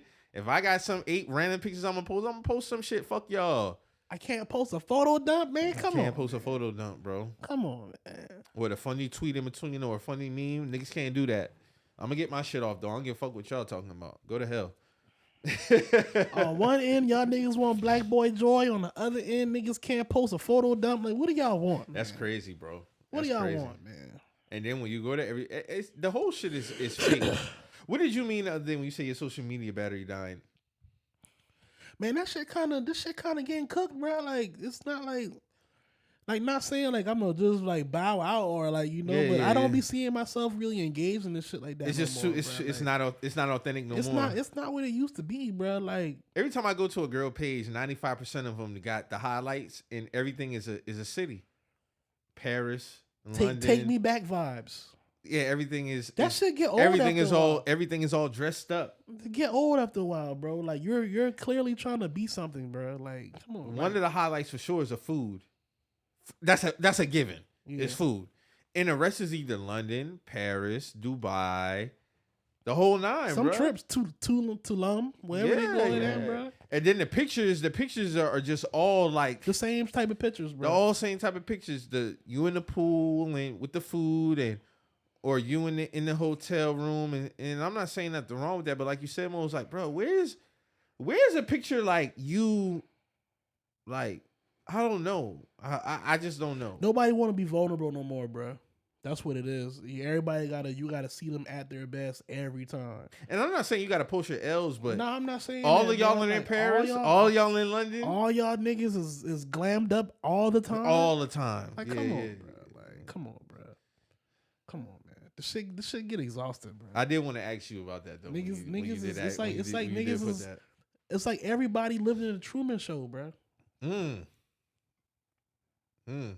Like, I really be feeling like that. When I be scrolling, like, bro, like, I don't feel like niggas would be posting half this shit if they didn't feel like they were under had such to. fake scrutiny, bro. Fake pressure, bro. Real talk. Everybody gotta look like something. Everybody gotta be looking like they doing something. Or like, why you here? Like, that's the vibes that it should be giving off. And essentially, bro. everybody can have a presence on the app, bro. And Like, I'm just at a point where, like, you know, I always said, like, I wouldn't mind living off the grid. Like, this shit don't matter to me no more, bro. We off like, the grid. like, this shit don't be matter. Like, real talk. Like I really be on some touch grass type shit, bro. Like, niggas need to touch the grass for real, bro. Like, that's how I be feeling. That's all I be meaning when I say social media battery. R.I.P. to Bernie Mac. He just had a birthday, and that was one of his episodes when he was tired of them kids staying in the house on Saturday mornings. No, we about to get up. We about to get into some activity. Go get some sun, bro. Go get some sun, man. That vitamin, what's the sun? Vitamin D. I want to make sure. Get some of that vitamin D, man. Real talk, man. Niggas want. I don't know, man. This should be weird to me, man. How you feel about like the personality aspect? I'm more so new to app. I'm a baby Twitter user. I only came 2018, but like the personality thing now, like with certain tweeters, like certain people, you being famous for your tweets. People make like a certain style of tweeting or whatever, like they whole like personality. Yeah. And I be feeling that shit corny as hell, man. Like, what's the shit you sent me, like, where the nigga was like, you be tweeting me all the time or some shit like that. Like, nigga, you just talk about sports, nigga. You being a loser right now, my nigga. Like, it is not that serious, bro. Like, the nigga was just telling you a thing about a team losing or something, and you tried to shit on this man, like, on some my life better than you type shit because I got X amount of followers. Like, nigga, you sound like a loser, bro. It like, don't be that deep for real. It don't be that deep, bro. And my whole thing be this, like, in terms of that, people are really, because, you know, they got their minions. Yeah, that's what it be. They feel like because your minions come up, bro, your minions is not changing my stance. So niggas that's what I'm saying. It's like even down to where like niggas will see like a tweet like I'll use my tweet like when I said my social media battery running low. Somebody was like, "Oh, you're sassy," and I'm like, "Nigga, what the fuck you talking about, nigga? What the fuck are you talking about?" Be careful. Where'd you get that from? Where'd you get niggas being sassy from? That's a word that people really be misusing. I'm so tired of that. That's one of the words that they just love to throw the word sassy out there. No, I feel like because I want to drink a glass of lemonade. Like, nigga, what are you talking about? What are you talking about? Like, that's why I say, like, nigga, be careful, bro. Like, be careful, nigga. Like, what are you talking about? People be misusing words because it's a trendy thing to say now. Like, but back to that tweet, it's like, even the interaction with the tweet, like, you could have just tweeted me that. You quoted it trying to make it like a thing, like, hey, I'm trying to get a joke off. Like, people are strategic with the quotes replies. That's what I be saying. All the shit plays a factor. And like, bro, like I be seeing, I'll say something on Twitter, bro, and it be like, I might have been being dead ass serious about something, but you might try to quote it to get a joke off. But you really know me. You know what I'm saying? Like, people do that in the way they speak and through tweets. But if you're not a consistent Twitter user, you wouldn't catch up. You wouldn't catch it. Niggas really be trying to clown you, and it's like, bro, like. Matter of fact, you had spoke to it with the Russell Wilson clip when he was speaking about Marshawn Lynch. Yeah. But what would you say? It was like niggas be trying to niggas really be swindling y'all, and y'all don't be knowing. Like, you know what I'm saying? They act like he's praising them. Act like he's praising them, but nah, like this. Marshawn just said, like, I tried to talk to this nigga on some real shit, and he played me. He called him off a block number. What? We supposed to be teammates, bro. Well, you called me off a block number. You don't. Hey, real talk. If you my teammate, bro, don't block my number. Don't block my number. We play football, bro. You gonna answer this phone call? We got shit. We got business to handle. I can't even see what number you. And you a quarterback running back duo. We supposed to be step by step. You calling me off a block? No, I can't even see what your area That's code nasty. look like, nigga. That's nasty. We bro. gonna get more into that later though. I But just you wanna get, bring you that get up. on that podium and it's, oh yeah, that's my big brother. But No, nigga, niggas be that's- doing that through tweets though. And the thing I hate about tweeters, like the most annoying thing I have is nothing wrong with having disagreements. It's some motherfuckers that only come in your tweets to disagree on everything. I cannot stand that. That shit is fucking annoying, bruh. And I don't care what you call it. You can call it whatever you want. Bruh, you only come in my shit to disagree with something I got to say, bruh. When you can just unfollow me. Yeah. Then you got the people who you said, who got their army. Your army's not changing my stance. Half the time it don't even be an army. It just be niggas. It be y'all don't really have armies. You niggas got people that y'all. How you say it? Nah, you right. Y'all are co-defendant dick riders. So it's like Fake Colts. like y'all dick ride each other so much that y'all defend each other to a certain degree. That's what it be, bruh. That's how I look at it. Because the one, and I ain't gotta say the one.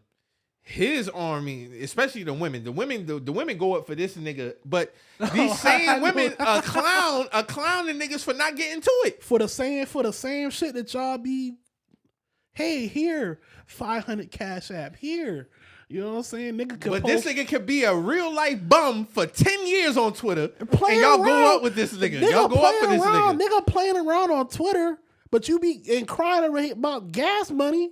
But a nigga that don't got 30,000 followers can be like, hey man, I'm just going through a tough time. Y'all are Champion this man. Y'all are pile up on this man. Oh, you're a bum. But this nigga can say, hey, I don't got this, I don't got that. But because he make you laugh and he pander to you all day, you gonna donate money to this nigga. This shit dangerous, bro. This shit wild. This shit shit is be dangerous wild. as fuck. I be like, bro, what is this? Y'all let this nigga play around all day, and he can cry broke, and it be cool. But a nigga might have some real shit going on, and this might be venting. God forbid he asks for assistance. He not even ask for assistance. Nigga, that might just be venting.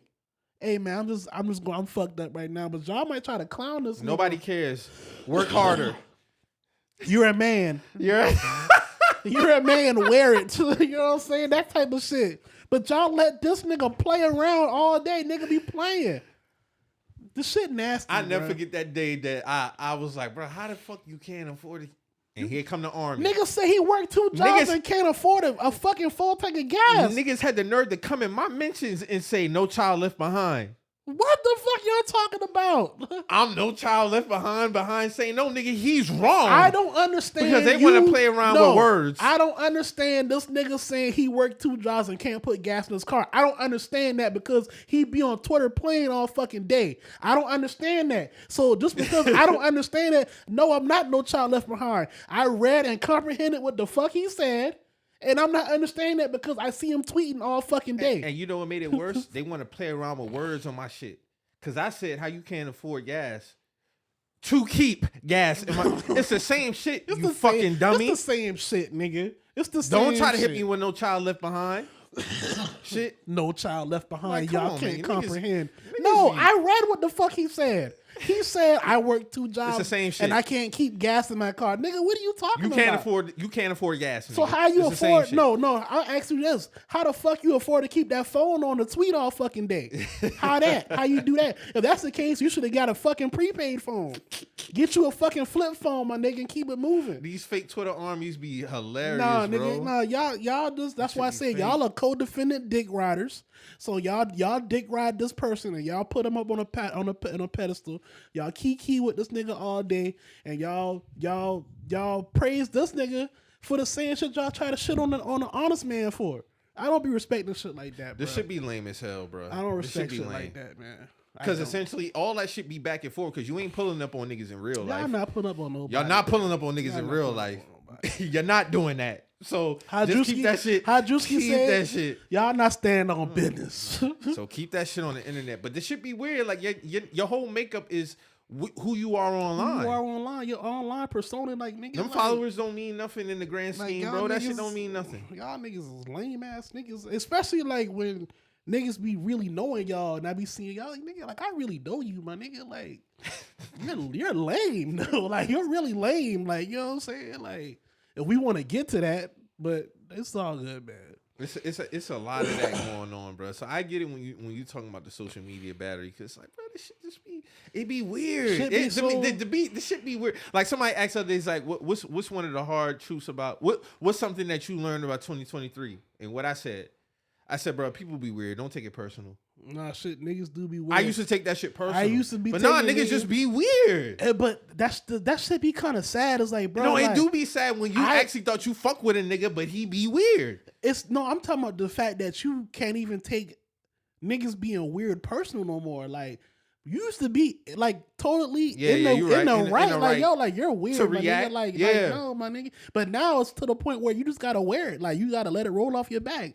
Oh, that's another weirdo. Let's keep moving. No, that's a great fucking point. No, Mo. like that's that shit crazy, bro. We can't take somebody being weird personal no more, bro. You gotta wear that. I mean, that's the game. At one point, if you was dubbed a weirdo, you had to be somewhere else.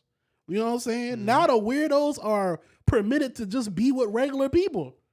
This shit crazy, bro. Like, this shit is super crazy. And Twitter is like the main vehicle for that. Like, I honestly feel like Twitter is the only place where normal people weirdo people can just blend in, and it's just cool. Like, you know what I'm saying? Make it seem like you weird. And no, nigga, you weird. Exactly. They make it seem like you weird for feeling like they for feeling the type of way. Nah, yeah, like, no. Like, you on some lame ass nigga shit, bro. Like, I don't align with what you talking about, my nigga. Like, that should be weird. Because man. it's different between we all troll to a degree, but it's a fine line between trolling and being weird. Yeah, like if we having an honest conversation, bro, don't be on weirdo time. If you trolling, say you trolling. I pick up when a nigga trolling. But if we engage in a conversation, bro, and you just like you because you now like, you taking it left. Yeah, you being you. Like, but I'll be weird for calling it. Oh, now look, you being no, nigga. I'm not being sensitive. You being weird. You're wasting my time. You exactly. You're wasting my fucking time for one, bro. So what are we doing? If your mind made up, what are we doing? That's all it be, man. If your mind is made up, what are we doing essentially for real? That should be blowing my mind. That's why I be saying, like, bro, this shit is draining my battery, bro. Like, I get that shit now. I really do get it, bro. I be like, bro, this shit is crazy, bro. Like, this shit crazy. Like, sometimes a nigga, we can trip. If we tripping, we tripping. But if we having an honest conversation, because y'all always want to say, oh, when are we gonna have? Like, it could be anything though. Mm-hmm. It could be anything. You could be talking about a bet, a bet. And a nigga come trolling your shit about a bet. But you asked me something. You get what I'm saying? Like, you asked me a question. I give you a response, and now we're still going. Bro, I gave you the answer. What more you want from me? I stopped giving my opinions on sports bets because I would tell niggas, Is that field getting worse now, bro? No, I would just be like, yo. I'd be like, yo, this don't even make sense. Like, you about to donate. That's where I got Donation Boys from. You're about to donate some money right now. And niggas will feel away like you trying to clown them. Like, no, like, for one, we all in here just kicking the shit for one. Mm-hmm. But for two, like, seriously, this shit. Niggas make the betting personal now? Yeah, they take the shit personal. It's like, for one, bro, we're gambling at the end of the day. It's all a risk. It's all a risk. But I'm just telling you, that risk, that's a crazy risk. Like, it don't even make sense. Like, my nigga, you're putting in a 10-leg parlay. I'm sorry, hold on. Oh, you good. You're putting in an 8-game same game parlay, an 8-leg same game parlay on a Thursday night game. This shit don't even make no sense. You're donating bread, bro. Cut the legs down. Drew, you know what I'm saying, right? Mm-hmm. Like, and niggas be taking this shit personal. If you make that your trend, like, all you do is donate bread, I'm gonna call that shit. I'm gonna laugh at that shit, bro. Yeah. You know what I'm saying? Like, so that's just what it be. Niggas always trying to have a one-up on something, bro. That'd be my thing. Like, bro, like, man, niggas want to one-up on everything, bro. Like, niggas will see you laugh at a joke made on them, and you specifically can't laugh at the joke. But, nigga, everybody laughed at the fucking joke. Why you singling me out? Because I'm laughing at the joke. Nigga, you want to trip off me too? We can trip. But you just want to be mad at, you want to, oh, why Mo laughing? Everybody why Drew laughing? Everybody get Here's prime example. When me and Westside had our last run-in on Twitter. Y'all last run-in? Listen. Yeah. You know, he the joke wasn't funny, but I took it on the chin. Why you taking his, that son turning that shirt into a what he say? A Z-neck or something like that. Yeah. You see what I'm saying? So everybody laughing. I ain't tripping. Even niggas I don't fuck with laughing at it. It's cool. You see what I'm saying? Because it's not that fucking deep. And for me, the shit it's a joke. How would I look if I go to everybody? Oh, I know you. He got it is what it is. He the rapper in it. And on the internet, he's the rapper. I'm a nobody. So I'm not gonna win against y'all niggas. Yeah. It is what it is. But see, that's the thing. We all have everybody. I can say everybody in this room has a keen sense of self-awareness. So we go into these situations already knowing what it is. I already knew what was coming behind that anyway. So that's why I already knew what was coming behind. I'm not to cut your story, but that's why when I made the tweet and the person was like, "Oh, not the sassy being low," I'm like, "Nigga, what the fuck are you talking about, nigga?" I'm not even taking it personal. I'm just like, "Yo, what are you talking about? Like, what do you mean, man?" Like, but go ahead. What you saying? Like, no, I'm saying I already knew the shit with West Side. I already knew what was coming behind it. Yeah. So I already knew I was gonna wear that. It was no reason for me to react. But I'm coming with facts though. Mm-hmm. You could come with the jokes about that shit, but what I said is real jokes. No, nigga, like you make that your thing though. Mm-hmm. Like you see what I'm saying? Like you make that your thing. You're propping Doja Cat up. And like, no, bro, she's not gonna fuck with you. Mm-hmm. So you can come with the jokes. Now she wearing Nazi tees and you see what I'm saying? But y'all can come in my mentions and trip off me and what my like, nigga, that's not stopping nothing over here. Yeah. Like in real life, I still have a job. I'm getting to it. I'm doing it. I didn't have to say that, but it's like you could come with those little meaningless jokes, but what I told you is real life facts. Like that's what you do in real life. Some weirdo shit. You're on weirdo shit. That's what you really do. But see, when you call out niggas for the factual shit, they want to come with the niggas get sensitive. No, niggas be getting sensitive, bro. Exactly. Exactly. Like, bro, why I can't laugh too? Everybody laughing, but you want to single me out. You want to single me out. No. Nigga, everybody in this room laughing. You don't like how I'm laughing? You mad at the joy that this laugh is bringing me? You mad because they go back to the nigga. You don't like the way a nigga talk? You don't like a nigga talk? You don't like how a nigga talk? Like, come on, bro. Like, this shit is not that fucking deep. The aura that this laugh is giving me is bothering you. It's bothering you. Facts. So let's get into some music, man. So Wayne dropped the project a few weeks ago. 6 before the 6. Yeah, it's a dub. Yeah, that's just kind of dubby. It's a dub. Right? Outside of what was that song? What was the song? It was one song I really fucked with. Slide or something. Slide or yeah. I didn't really like nothing else. That shit was some ass, Wayne. I ain't gonna hold you. Yeah, and you know we big advocates. But advocates, but nah, man, that wasn't it. It was like a little 7-track EP.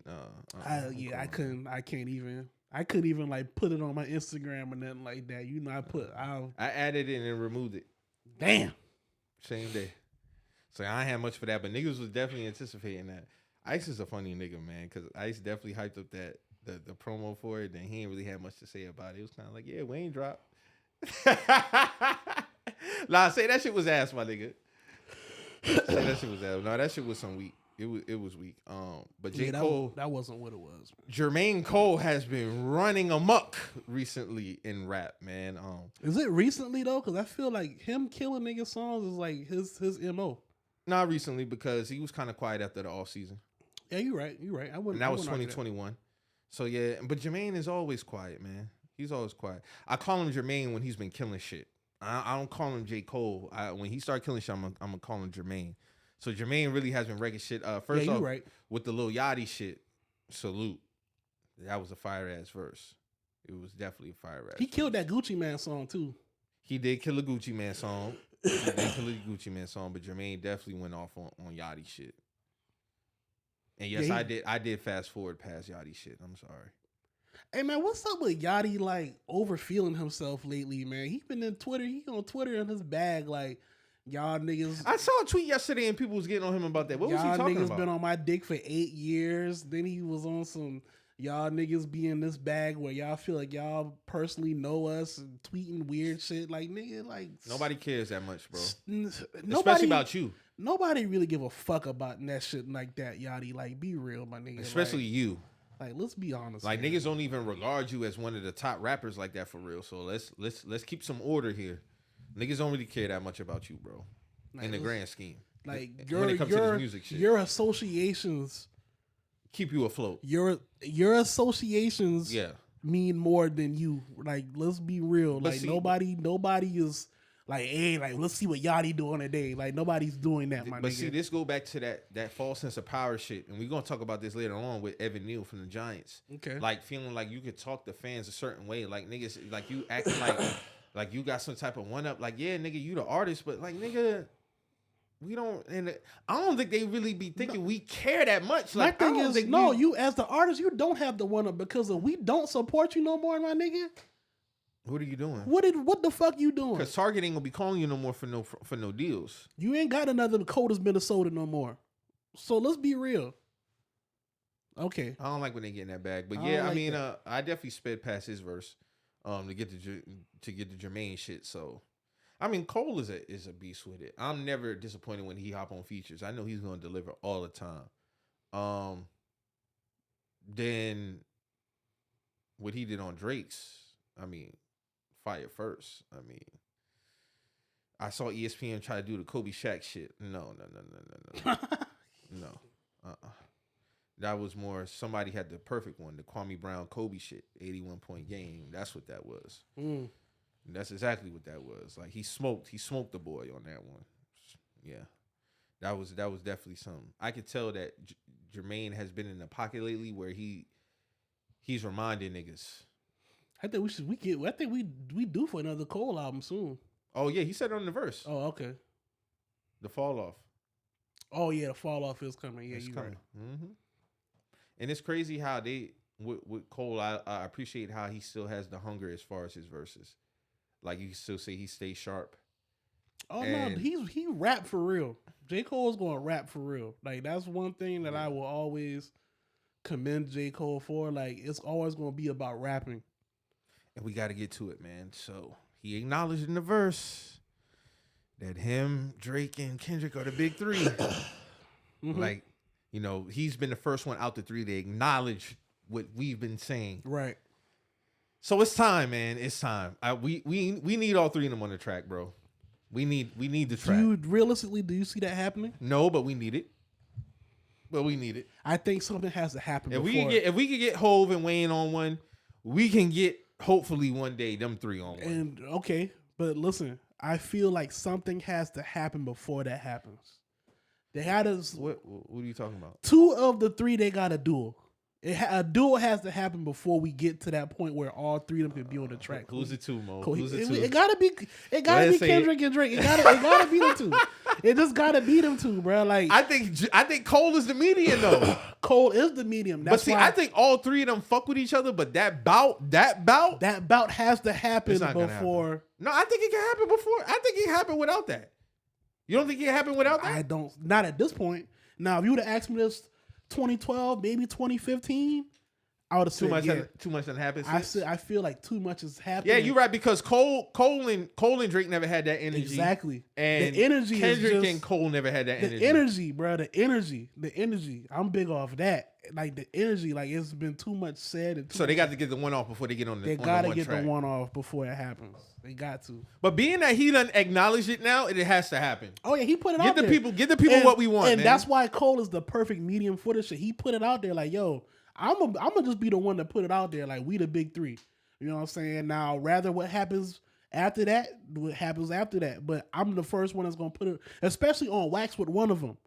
You know what I'm saying? Somebody had the nerve to try to sneak Big Sean in that shit after that, but Man, I ain't gonna stop get back it. on that Stop shit. I ain't gonna it. get back Stop on that. it. You Stop heard what it. the man said on the verse. You heard what he said. It's a reason why he said big 3. when no, I'm not gonna do this because when people do shit like that, you're kind of forced to shit on that man. No, yeah. And I'm not gonna do that. I don't have a personal reason to shit on. But Big we Sean. heard what he said. Yeah, we heard that. The man said what he said for a reason. And my placement has still been consistent. Like Drake, Kendrick, Cole. That's the order I have. But get the people what we want, man. Get the people what we want. We need that, a verse each on a godly beat. And everybody get the. Now, here's my question. What would be the betting odds? Minus 5,000. I'm saying that right now because. For who? Oh, you talking about for best verse? Oh, or for best verse. My or bad. just it happening. No. Oh, I know that shit gonna be. You can make hella bread off that. I'm talking about if who coming with the best. I honestly say it would be a toss up, and I say a toss up because what beat for one, The beat matters. beat matters and placement matters. If I So had, who's starting first to set the tone for all everybody? right, so I had a tweet yesterday. So I said if I had to pick, because out the three, I feel like Drake has the best wordplay when he's really locked in. So if he come in and out the gates, he's setting the tone. He's setting the tone. It's gonna put the pressure on the other twos. Number two, Cole, because he's gonna come in with the underdog mentality, and he can pick up. He can pick up the transition. Kendrick last or first because he's so unpredictable. Okay. You never know what you're gonna get with that nigga. I'm gonna switch it up a little bit though, being that I agree with you as far as Cole being the underdog. So I would put him first to set the tone for the other two niggas because I already know if them two niggas is second or third, whatever order they in, they gonna be bouting against each other who had the best verse. Oh, okay.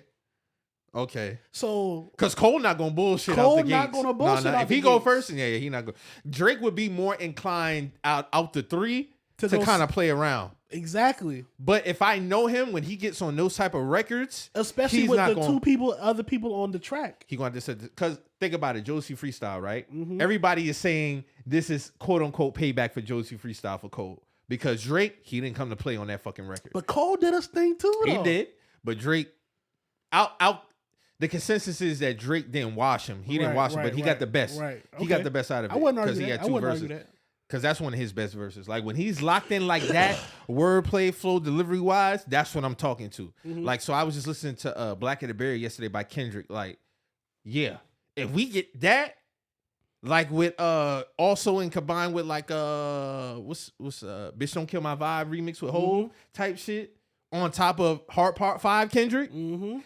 That's the shit I'm talking because he can tap into so many flows. Or if we get that same aggression that he had on Nostalgia with Pusha T, like just that type of Hey, I'm not gonna hold y'all. Y'all know me. If you a fan of the show, like I am pro Canadian. But if I had to do a bet, I'm gonna go Kendrick. I'm gonna go Kendrick minus what 200, 300 maybe, just because of the unpredictability factor. And if he probably heard, like, that's what I'm saying. I'm not saying it'll be a wash. I'm just saying the best. If I had to go for the best, if he's going first or last, yeah. If he going last, but see, all three are capable of closing that bitch out. Yeah. All three are capable. But who, if you had to set the mark. I would say Kendrick minus 300-400. So that's what you going. That's what you going with. All right. Yeah. So we in agreement on that. Because like I said. Cole has to start it off because Cole. You think he has to? I say Cole has to. Yeah, because of the bout. Because of the bout, like them two gotta be the ones who have the Godzilla King Kong shit at the on the back end of the song.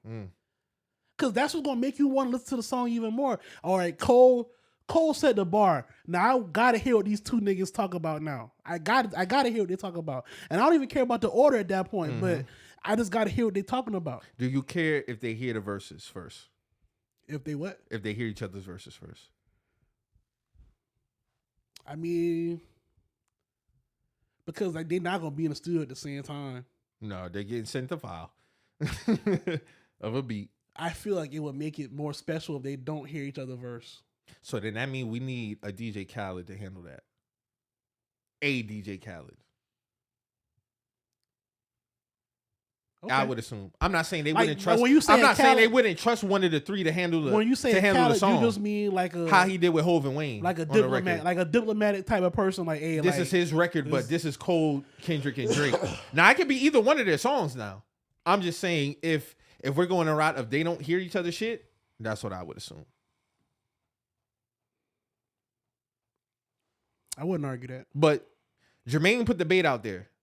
So we need to get that. I don't think we get it though. I'm just saying like he's acknowledged it. I would love to see that. I'm gonna say it's possible, but some shit got to happen. Well, Cole's gonna have to be the median. Yeah, essentially he was that already. That's just I feel like he's destiny appointed. It's been way too long since we had Drake and Kendrick on a record together. Do you know the last song they was on the song together? What, Poetic Justice? No. What? Fucking Problems. Yeah, that was around the same time. That was 2013. Yeah. That was the last song they was on together. That was 10 years ago. And Poetic Justice, I don't give a damn if y'all give us something like that. Do something together. I mean, I'm cool if y'all don't now. I was just saying, like, you know, it'd be cool. I mean, both y'all do y'all thing, but the big three, like, I would love to see the big three on the record, man. We gotta get it, man. Like, it's kind of like an unwritten. It would be a cardinal sin for them to bow out the game and not give us that. I mean, yeah, it's an essential duty. I mean, we done had multiple tracks with Wayne and Hov together. It's an essential and duty. at their peak. You know what I'm saying? Like, you know what I'm saying? So it's like, bro, like, give us that. Give us that. But shout out to Cole, man. He's been doing his thing, bro. Like, you've been wrecking it. I salute, dog, man. So, you had a chance to listen to the album, or did you listen to the album? I listened to some of it. I listened to some of it last night, and I listened to some of it this morning. I thought it was cool. I mean,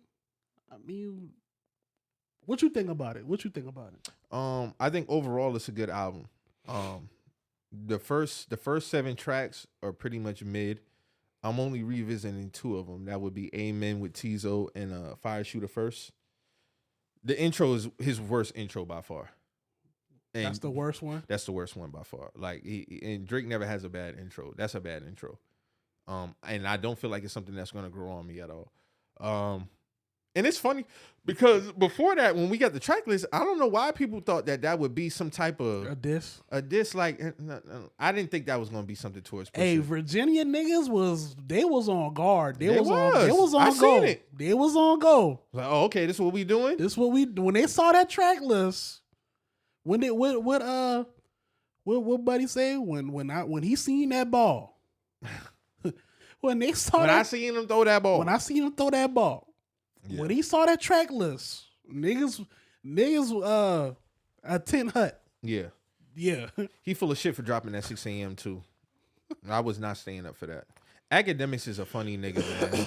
Academics has I peeped his stream on Rumble because he on Rumble now. Yeah. Mm-hmm. Before, and he had the countdown shit on there. I was like, oh, he really gonna stay up. But you gotta remember, Ak ain't a regular 9 to 5 nigga. This is what he do. That's what he do. So I'm looking at this shit like, yo.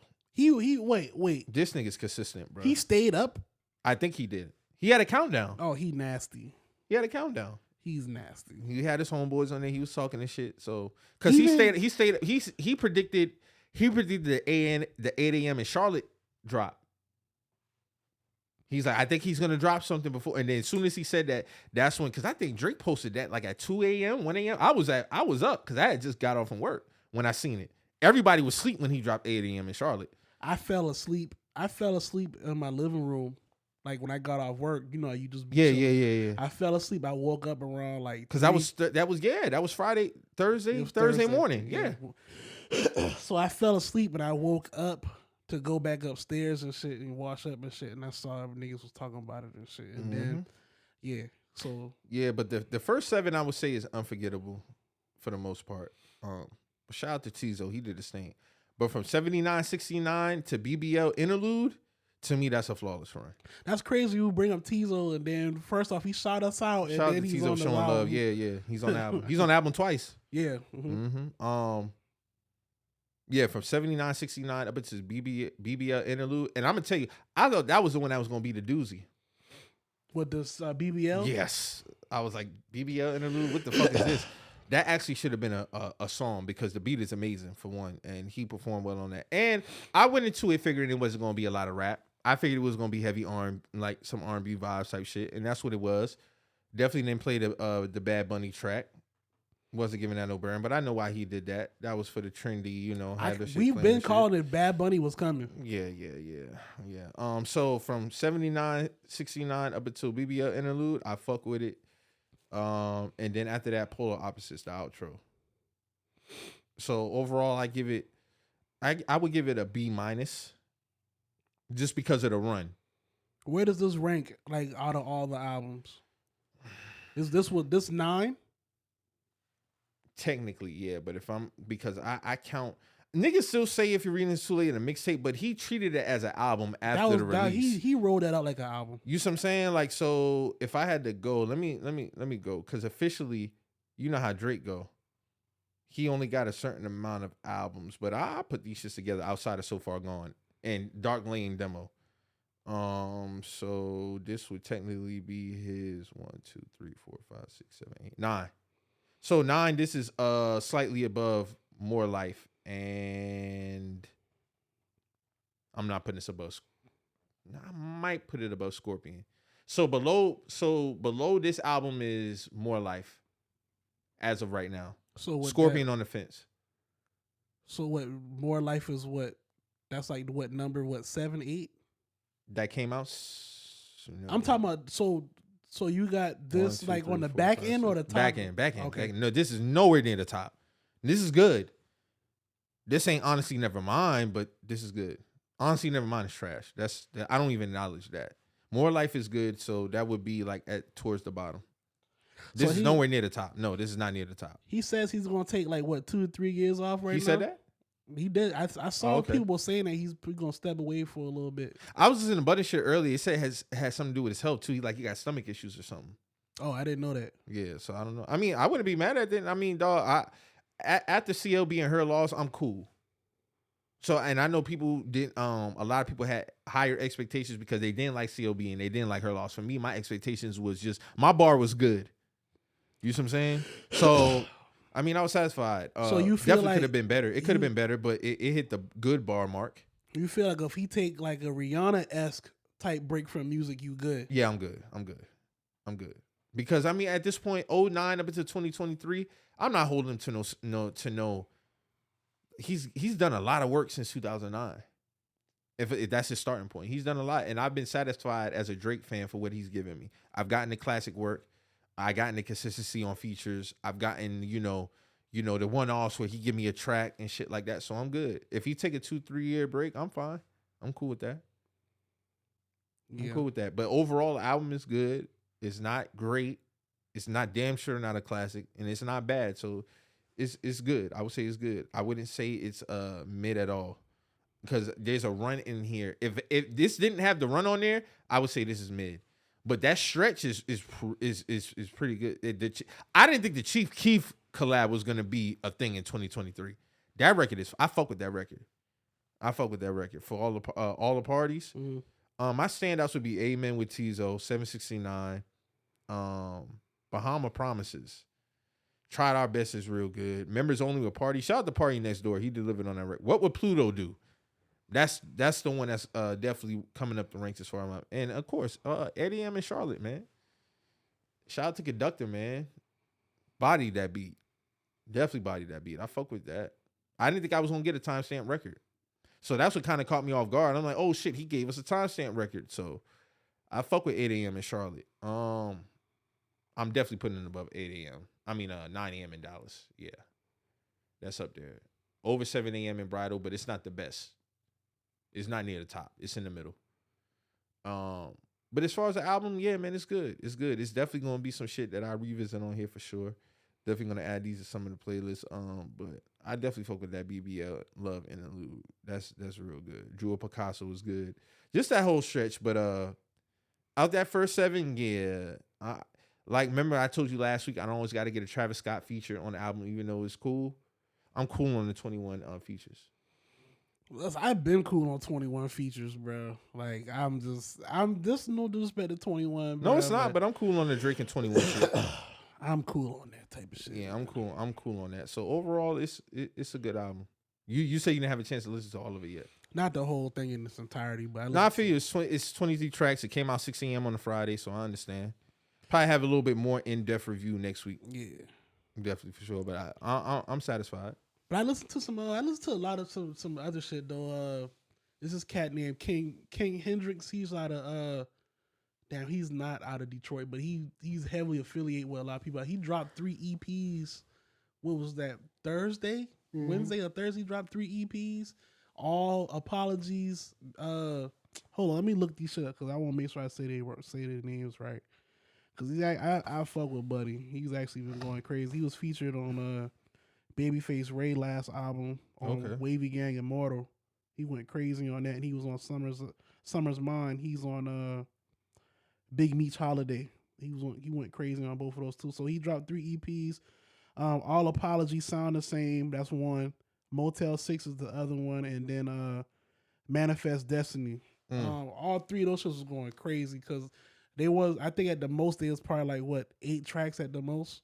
So just like quick EPs, but those shit was going crazy. I got through majority of all of them, but Yeah, that's what I've listened to too. Besides that shit right there, besides the Drake shit, Okay.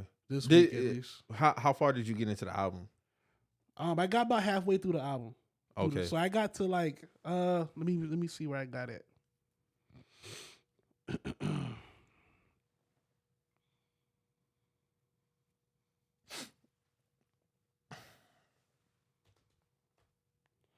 So I got to the Yeet song. That's why I got. How you feel about him? I mean, I understand it for what it is. Like he's like I saw Amp tweet about Yeet, but I'm like, I ain't really feeling dog. He's like that. I mean, it's young nigga shit, man. It's young nigga shit. Like I hear a lot of it. When I be playing like Fortnite and shit. Like you listen to people talking and shit, you can hear their background music. Like a lot of young niggas listen to Yeet. They fuck with Yeet. But so far, I've been replaying Amen a lot with Tizo. Mm-hmm. I like that record a lot. He did a very good job on that. Very, very good job. And the shit was cold. But that 769 up until then, yeah, cool. And at least you dubbed the intro, my nigga. But at least you did your thing with the outro. I will give you that. Because you disappointed me with the intro for real. That I don't know what that was, but yeah, man, it was pretty. It was pretty good. It was good. It was solid. Of course, I know what some of them tracks on there is gonna be. People saying some of these are gonna be outside, of course, and I already know the Bad Bunny shit. That's gonna be some regional shit. That's definitely regional. I didn't want to hear this nigga rapping in Spanish, bro. I'm like, how the fuck he get away with this shit? Like that shit was crazy. Like, but hey, that's for a certain demographic, I guess. That's a strategic record. Oh, definitely for sure.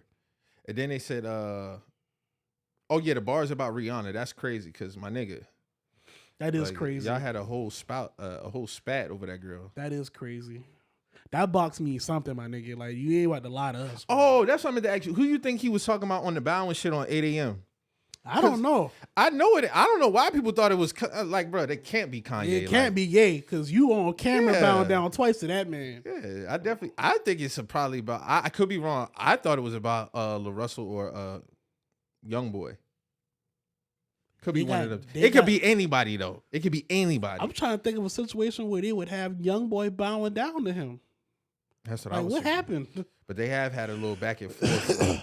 Is that back and forth with him and Cole real too? I don't know. I ain't really giving that no burn, honestly. But honestly, I don't think who he talking about is a major rapper. Yeah, I don't. I think it's somebody who like and niggas we probably don't know about. And niggas was on bringing back Lil Yachty because YoungBoy brought up Yachty too, and he didn't say shit to YoungBoy back. So who knows? Yes. So niggas pick and choose. That's what I'm saying. Niggas was scared. Niggas pick and choose saying who they macho with. Now I'll say that. Oh, definitely for sure. So, but I don't think it's somebody that we like know per se right now. Yeah, I don't think it's somebody that we know for sure, bro. Like I don't know who he could be talking about. It could be anybody, literally. But I know it ain't Kanye West. It can't be. Speaking of though, and that shit kind of old. Like, why are we still doing that, man? Like, man, listen, that shit over with. Speaking of Kanye, I'm anticipating an album from him, and I'm anticipating that shit to be fire. It gotta be fire. You think it gotta be? I don't think it gotta be. Not saying it gotta be fire. Like it's making. Oh, but the anticipation. I'm just saying, like, yeah. That track I heard with him and Travis, you heard that shit? Yeah. Mm-hmm. That shit was amazing. Mm-hmm. I ain't never heard Travis Scott rap like that ever. And the production was fucking crazy. This thing in a different. I'm hearing he's supposed to drop an album and then an album with Ty Dolla $ign. Kanye? Yeah. Yeah, because they were working together. Yeah, you right. Remember he had the snippet that the video came, he was going crazy after the beat played? Yeah, so I'm anticipating. Hey, man. Off the heels of Donda, I expect him to take it up a notch. And when I first heard Donda, I was kind of like, but that album is really good. That is a great album, bro. No, it is. It is a great album. I don't know, man. With Kanye, man, is like, I mean, it's in a good way. You just never know what you're gonna get, man. I feel like he's always been a person that's been really good at we said this before, like he's always been good at time stamping like the moment at like that moment in time. Like, you know what I'm saying? But like I said the other day, if he come in like Life of Pablo or Donda, it's a go. If he come in like that Kid See Ghost and Jesus King, that time, no. But see, even with the Kid See Ghost era, like I know some niggas like that album. I didn't like it. No, I like those albums. I like those okay, albums. okay. What I'm saying is, because the original Donda album was the Yandi album that released that On SoundCloud. They leaked that on. I fuck with that Yandi project. Yeah, That shit was that was fire. good. That was good. That was shit good. was fire. That was good. I remember that shit dropped. That shit was. I remember I bumped that shit like no lie. I bumped that shit like 7 times back to back. That's all I listened to that day. That shit was fire. That shit's still on there. It should be. Yeah, right? it's on there. It's on there. I remember when that shit dropped and we played that shit. That nigga was pissed too. They niggas leaked that shit. Mm-hmm. So I'm anticipating some great work from Kanye. Definitely for sure. Hopefully it comes soon. What you think about that rant that they just dropping? Because that rant was actually from 2018. Irrelevant. I'm talking about. You're talking about as far as what he was saying. What he was saying. All facts. It's irrelevant now because clearly him and Cardi and all them. Him and Push like they never. And then the Cardi shit, they done a record together since. So if he's feeling like he got swindled out of keeping Daytona, the KTS album that T dropped, and the Nasir album, because he's saying those supposed to be his. That shit was ass. Well, the Nasir one. But if he felt like he was swindled, I mean, that's him. It changes shit if that's Kanye only on those productions, though. In my opinion, I feel you. Yeah, because he was mad about that Nas shit. All of us was mad about Nas though. Kanye. He was mad that Nas didn't want to shoot no videos. He was like, "Nigga, like what the fuck? Like you wasting my time." Like he said that. Sounding all lazy on. Yeah, he was. That wasn't a perfect mesh. I Even feel though like- both of those are elite at what they do. Yeah. Sometimes two elite people don't need to come together. It don't work all the time. I feel like that album was kind of mailed in too, honestly, to be real with you. But as far as everything else he was saying, all facts. If Kanye keeps Daytona to himself, oh my God. If he was just on R&B vibes and he keeps the Tiana album to himself, oh my God. If he keeps all the beats together and just sifts through them and puts projects together, mix them, oh my God. Like, see, my thing with Kanye has always been the outside the music shit. It ain't never have nothing to do with his music. Like outside of music, the nigga be moving real corny-ish. He be doing some weird shit. But all in all though, dog, the nigga is everything he said in that video was facts. He is the greatest artist of his generation. Like, bruh, like it was really nothing that you really could combat in his rant. To me, the one when he was actually standing up like in the photo shoot. That's what I'm talking about. Yeah. Yeah, I heard all facts. Yeah. I heard all facts. Like outside the music, like yeah, I ain't really fucking with Ye like that. And that goes for a lot of my. I've already accepted that a lot of my favorite artists are some of the corniest niggas. Like Game, Drake, Kanye, he got his shit with him. Them three right there, I listen to them the most. These niggas be moving corny, bro. They be moving corny, bro. They do. Like Drake and Game, they at the top, and then like, Ye is right there. Did we speak on the rant that Game went on? We didn't record last week, so we couldn't speak. Yeah, we can't speak on that. But even to speak to that, it's like, my nigga, like, all in all, you could be telling all the truth, like, because even Nipsey has a credit in him, like with him being one of the first people interviews. that he gave his mixtape to, that showed him love and all that. You was one of the first people that really put the West Coast on after post Snoop era and all that type of shit. and all that shit when they was dying. You did do that. However, my nigga, you got to take accountability for what you did outside of music. And it kind of rolled over into the music. And it kind of rolled over because now it affected relationships. Yeah, exactly. You do so much shit outside of music that niggas kind of tuned you out. It fuck with your collabs essentially. It fuck with your collabs. It fuck with some. Like, look what you say about Eminem and Dre, bro. It fuck with some of your listeners too, because it's like I was a huge Game supporter at one point. I'm like, bro, like you kind of doing too much. I can't really. It kind of switch how you listen to people sometimes, because it's like I was expecting Game. Game had potential.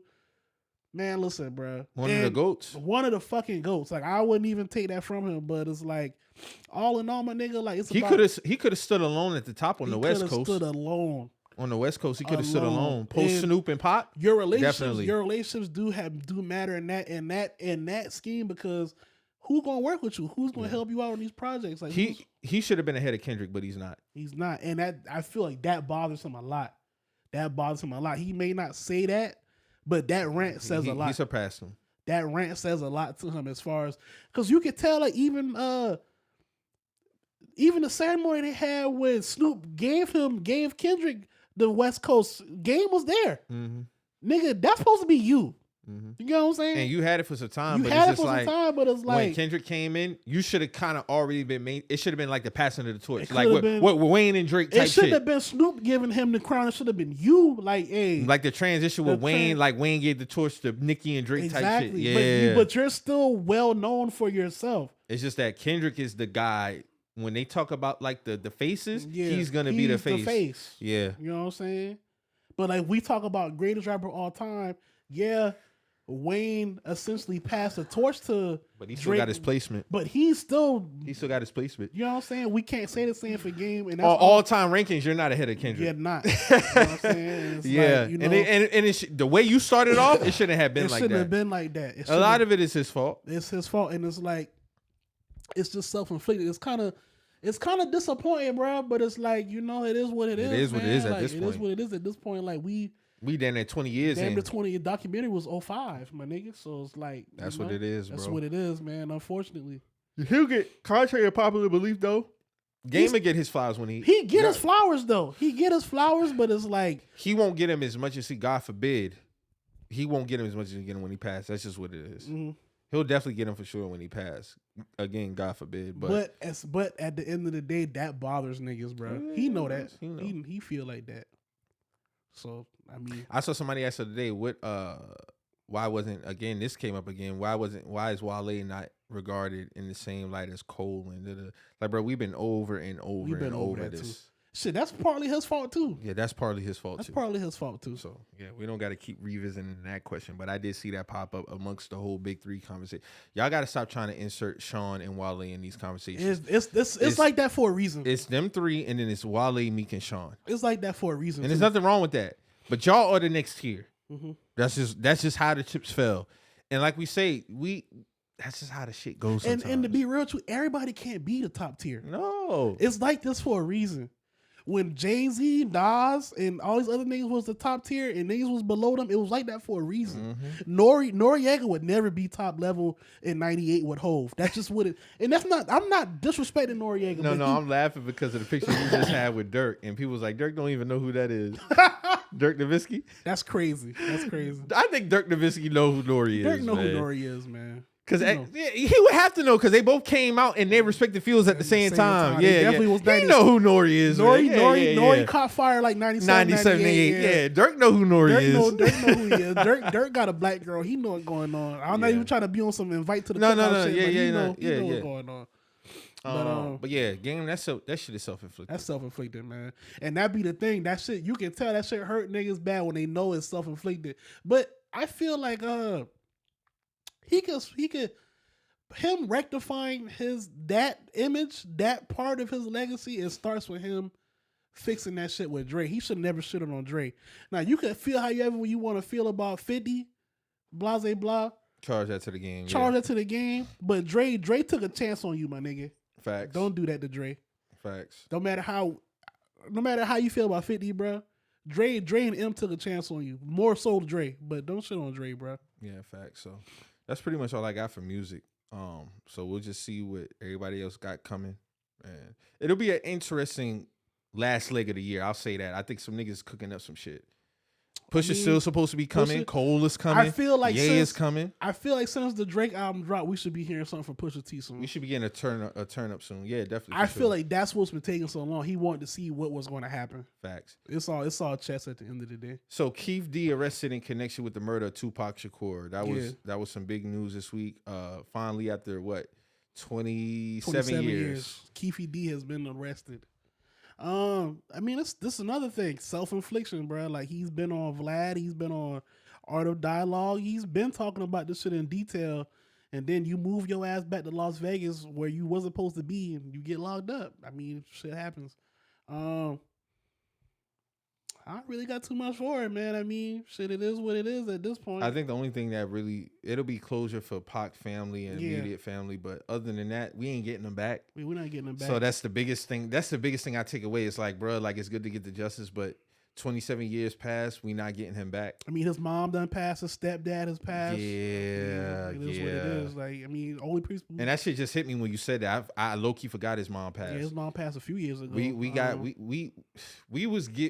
got taken away somebody that was even at their peak A yet. generational person, yeah. like generational person, like I At mean, 25 years old. and I keep telling people this, barely 25. he wasn't barely. He wasn't what 5 months into being No. 25. No, his birthday was in June. So it's like, you know, So it's like, yeah, I mean, we don't get him back. All we get to do is keep celebrating him. His music lives on, of his course. music, his personality, his impact. Yeah. People still making a career off of hating on this nigga. Like I saw some clip where Glasses Malone. Yeah, who was that? That's Glasses Malone. This is a nigga who's been trying to rap since 05. And he's basically made a whole career off hating on Tupac. If you go on this nigga's Twitter page, his pinned tweet is a song that says Tupac deserved to die. My nigga, listen. All right, man. My nigga, listen. So apparently, like with all the shit been going on, you know, that a clip resurfaced when he was on Breakfast Club. He basically saying Snoop Dogg was always bigger than Tupac or whatever. Okay. And his main thing was if you look at 92 through 95, he was the nigga on death row and shit like that. Blah blah blah. Now we're not gonna take away nothing. We're not gonna take nothing away from Snoop. When Snoop dropped in 92, 93, Yeah. everybody wanted to be like Snoop Dogg. We're Exactly. not gonna take nothing from him. But And Pac wasn't on death row then. exactly, Pac was what niggas not what I feel like when people try to play these semantic games, like they try to like discredit strictly for my niggas. They try to discredit Tupacalypse now, but y'all got to remember he dropped those albums and was basically rapping, acting, like doing a multitude of other shit, like carving his own lane, And they sold. Critically acclaimed. Y'all got to understand. It's a reason why Suge went and got that man out of jail now. It's a reason why. He had something to gain, He too. had something to gain. Like, he was already a star before he went to jail. Like, this notion that he always be trying to run with, like, Pac was a nobody or something like Dog, that. Me Against the World at that time was his most successful album, and he was locked up. He was locked up. He was in jail, like serving time. Yes. You feel me? So, like, it's just like, I don't... The jealousy that this man gets for him being gone for 27 years It's nasty. is nasty, and it just always serves to the point of him being. So that's his persona, hating on Pac. I mean, if you look at it, like you didn't even know who this nigga was till I told Not you his really. name. I've heard the name though, You've but heard the name, I don't but know you him didn't- for real. You don't for know real. him for real. Exactly. Drew, you ever heard of a nigga named Glasses Malone? Nope.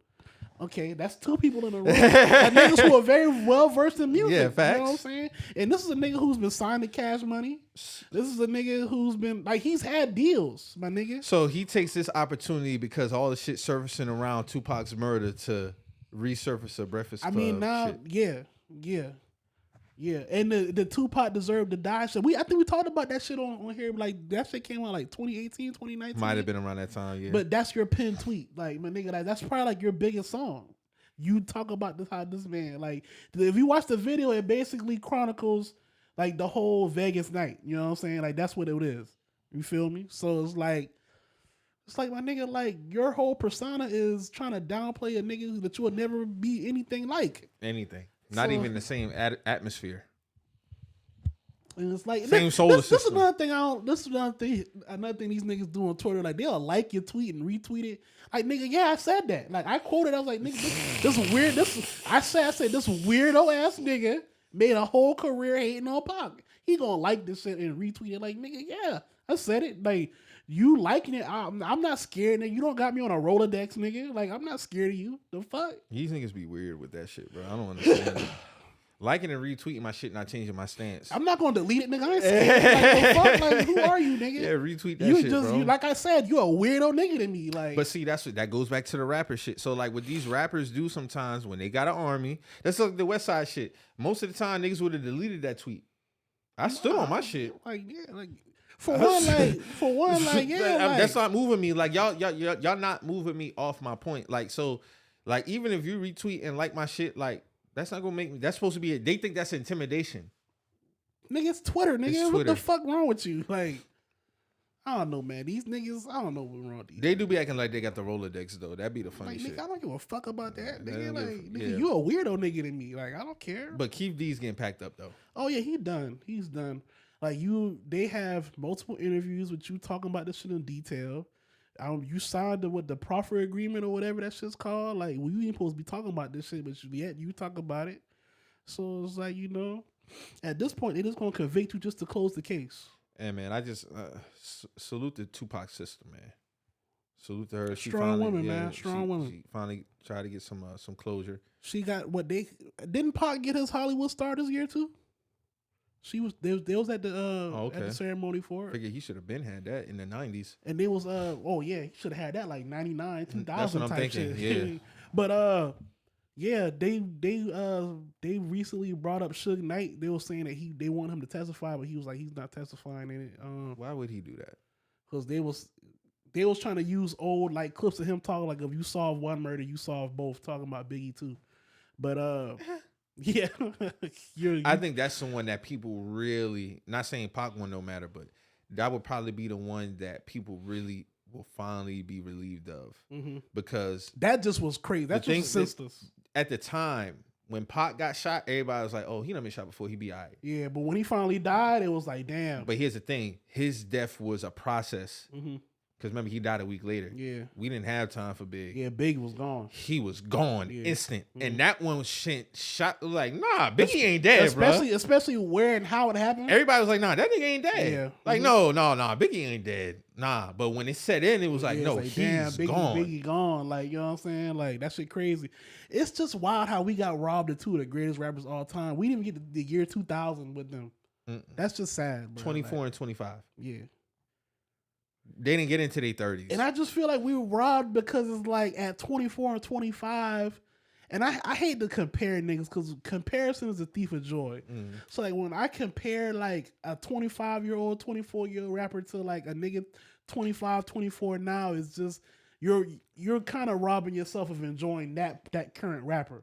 But it's like, damn, these niggas, is what it is. These niggas were so elite at 24 and 25. The only one that we can say that was that elite at that time, Nas and Wayne. Nas and Wayne, yeah. Wayne was 23 making Wayne a Carter 23, 2. Yeah. But he came in the game early. Yeah. But like at that peak elite level, Nas and Wayne type. Underrated that I would put, BG dropped Chopper City and he was 16. That's crazy. Damn, that's crazy. He dropped Chopper City in the ghetto at 16. Yeah, he was born at 79, 80. He was 16 when that shit came out. You are right. So yeah, I mean, Pac at 24, endless. Biggie, that's it. Endless. Yeah. Especially what he was doing with Junior Mafia. Who's to say what type of albums we would have got the year 99, 2000, Because 01? even if you take it further, Mace and Cam were just talking. Mace was trying to get Biggie to sign Cam. I said this other day, I felt like had Big still been alive, him and Mace would have had some epic records together. Oh, yeah. Like I said, especially if he signs Cam.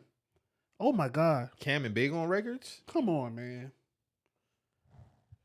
Yeah, Come we was on, definitely bro. robbed. Come on, man. But at least we finally get another lesson of this. Just don't be the young niggas fucking themselves up. There's some old nigga shit, clout chasing. I want to bring that up. Don't listen to these old niggas when they be trying to blame generations, because this nigga was from y'all. This nigga's in his mid-50s still clout chasing off some shit that all he had to do is keep his fucking mouth shut. You are being convicted for a murder, my nigga, for some shit that we didn't even have social media for around when that shit happened. Facts. You was still clout chasing this shit in your late 50s, my nigga. Mm-hmm. You gotta lay in that now, my nigga. That's just what it is. Bro, listen.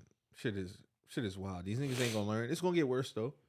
More time going, we have more examples and more examples and more examples. These niggas, these old niggas, they talk about us, but y'all be the niggas in these that get with Vlad. I'm not throwing Vlad on the bus because y'all be going up there. Y'all be going to Vlad. Y'all go on these other platforms with these old hood stories, and y'all catching cases.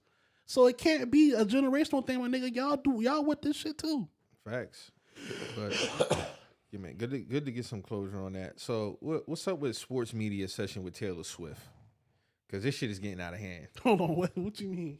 I mean, just the whole makeup. Like Isaiah Pacheco scored a touchdown, they paying right to her.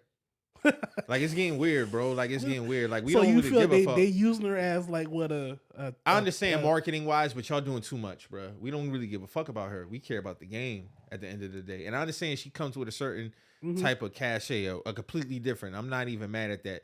Just the whole Travis Kelce situation. Like it's a conversation, and I'm not mad at it, but it's like I understand when you link with her, she's gonna boost your.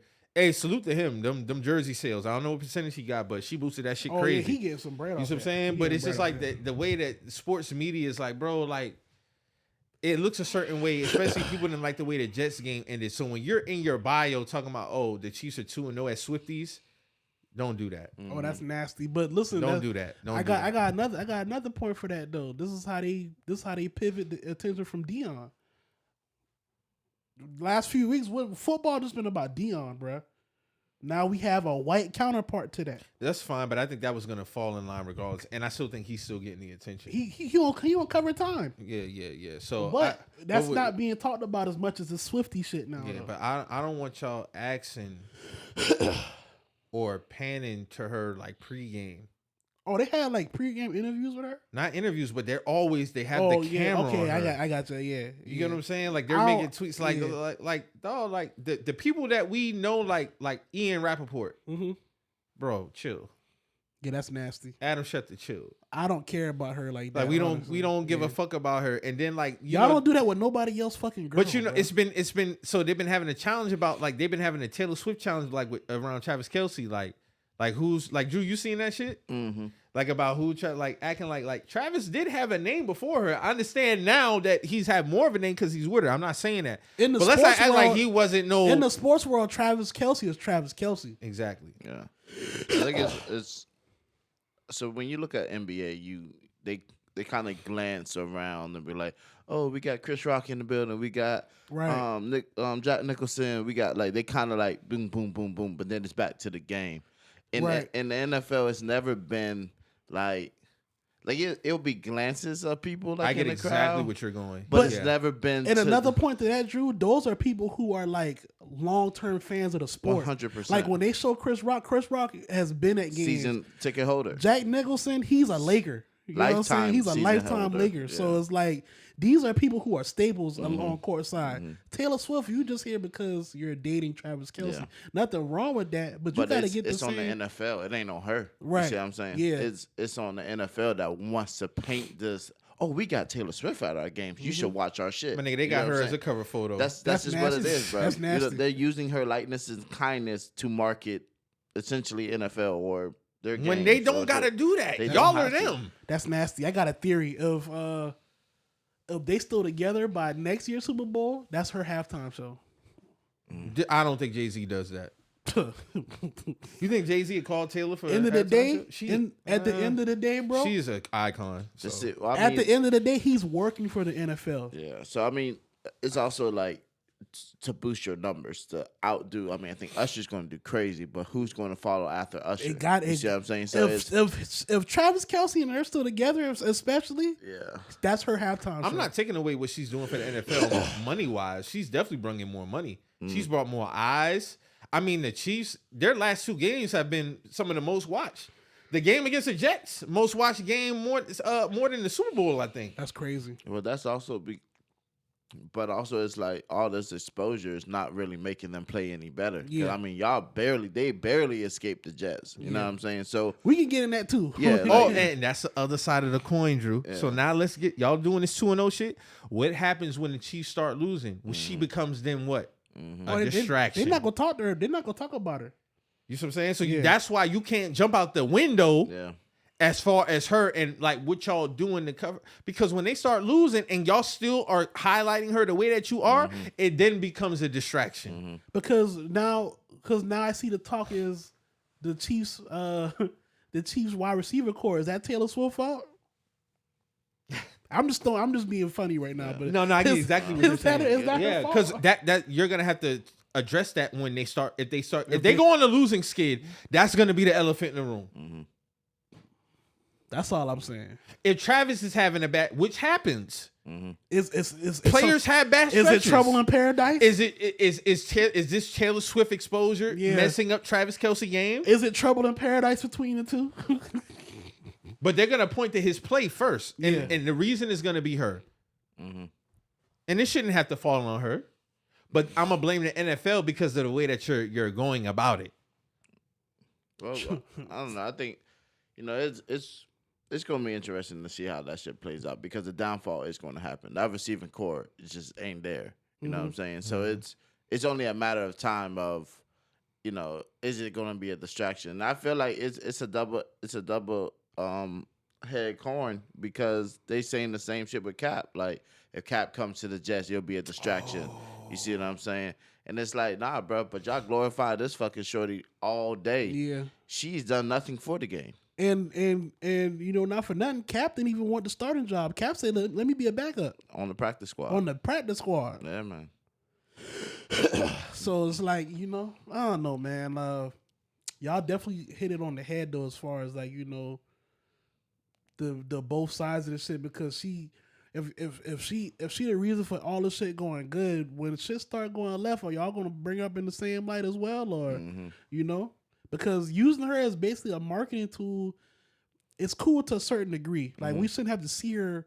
Y'all shouldn't be panning to her every after every commercial break or pregame. Like I don't care about that. You feel me? Like it's just And it's also like, again, she hasn't done shit for the game. So why is the camera on?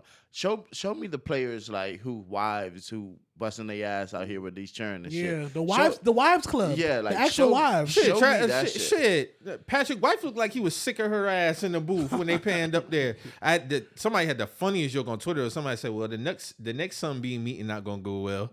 That's like Sunbeams from the game. Yeah. No, that's exactly real, how that looked though. No, that's real shit. That's real shit. That's real shit. It's all fun and games until Travis Kelce Patrick Mahomes' brother get up in that box. That's all I'm gonna say. That guy, weirdo ass nigga. Hey Taylor, let's make a TikTok. Kiss me in the mouth. But yeah, how do y'all feel about that Colin Kaepernick shit? I think that letter not public without J. Cole. I think it's. I'm gonna go first, man. Oh, it get exposed. It definitely gets exposed. But go ahead, Drew. I think yo, bro, it doesn't get exposed without J. Cole for sure. Yes, J. Cole has, he has a relationship to getting people into places, I guess, that, or bringing light to players that should, the light should be shone upon them. But when it comes to Cap, you had an opportunity to make it back into the NFL if they opened the doors of something that they've never done for any other player ever. You know that workout? Yeah. And then you ultimately spit in their face and go hold your own workout at a high school workout. A high school facility, and you did this whole antics of like you don't really need the NFL essentially. But you also got paid, undisclosed amount of money for your settlement with the NFL. So I'm kind of like, at this point, bro, I'm kind of tired of it. I ain't gonna hold y'all. Like I'm a little bit over it. I think that ship has sailed. I think he should kind of hang that shit up. And ultimately, bro, like keep doing what you're doing, whatever that looks like. But like you chose to go against the NFL. Those owners are not trying to go against the NFL in that light either. Because essentially he beat them. That's why they settled. 100%. So it's you beat the NFL. You only know how much you got paid from the NFL. Only you know that. Yeah, right. And then you're looking and seeking out employment from the same niggas. From the same niggas that you beat is kind of like backwards. Like in your face now, type shit. I beat you, now pay me again. Pay me again. And it's kind of like, in real life, we don't need you. I'm pretty sure all the owners probably had like a secret council meeting. It was like, we're not ever going to sign this nigga. Like, nah, there's still better players. Also, you on the decline of... He was on the decline of the last bit of the years that he was on. He wasn't still that electrifying Kaepernick that we saw for a short period in time. But I also think there's probably better quarterbacks in better shape that maybe deserve a practice squad. With more youth. Yeah, for sure. Not even being disrespectful to Cap, but Cap, 35, 36 now? Yeah, he's up there. It's like, let's be real. I'm going to be real too. It's like, at what point does it start to take away from his impact of his initial call for this shit? Because it's like, all right, even if you wanted to play even if you still want to play football, there's other avenues you can impact the game. Like you could have helped the HBCU. You could have helped. You could have played XFL if you wanted to. Mm-hmm. I'm pretty sure The Rock would have fucked with you on the XFL. He said he will. He'll open the doors for him. Okay, so why you? I mean, you still your thing is you still want to play at a professional level, right? You have avenues to do that. You still have avenues. Canadian League. If you want to go that route, I mean, you still have a certain level of flair to your name where niggas be, oh, Cap want to come play with us? We'll fuck with him. You know what I'm saying? I feel like trying to do the NFL shit is kind of like a dead horse at this point. We have nothing to go off of. Other than the last declining of your games. You see what I'm saying? So then it's when you look at that and that's the film I have to look at, hell no, I'm not gonna take it. And I'm gonna be real. I'm just going off his personal words, my nigga. Like you refer to NFL as a plantation. You're well within your rights to feel like that. Why you trying to get back on the fucking plantation, my nigga? Did you really feel like that? Or what this is somebody I support what he got going on. You feel me? But it's like I gotta take your words for face value, bro. Like you specifically said this shit like the plantation, my nigga. So why you trying to get back on? Yeah. I said this before here. Kunta Kinte lost his leg trying to get off this shit. You know what I'm saying? Like he ain't been trying to come back to this bitch. Like he would rather die than stay here. So it's like I hate to go that extreme, but it's like you kind of gotta play it. If I'm going off your words, I gotta kind of hold you to that. You dropped the plantation word, bro. That's enough said for me. That's enough said. Yeah, and I already felt you that said anyway. You set a certain tone with that. Like when he said that kind of reaffirmed shit for a lot of people. So it's like I kind of gotta hold you to that. No matter how much I fuck with you. Yeah. And that's just what it is. Like, and realistically, you got to think they already lost against you. So why they're not going to be open? Risk, they're not going to risk for that. them. Yeah. For them, it's no marketability in fucking with you no more. Yeah. They colluded against you, and they paid you an unsettled amount of money. So it's like, bruh, like what else? If it's about the football, there's other avenues for you to go. That's why I say it's other avenues, bruh. I feel like you even taking that stance, you being with an HBCU, you helping an HBCU would have been more on brand. You feel me? You partnering up with The Rock with the XFL, that would have been more on brand. You feel me? You still technically you XFL, you still NFL related. And they sign XFL players all the time. Exactly. So you could have went there, dumbed out, and would have been undeniable to get back in the NFL. Yeah. Could have been showcasing his skills. Could have been showcasing your skills. Here's my thing. Kaepernick has done great things. I'll never take away what he's done community-wise. He's full of shit, though. He's 100% full of shit with this whole football ordeal.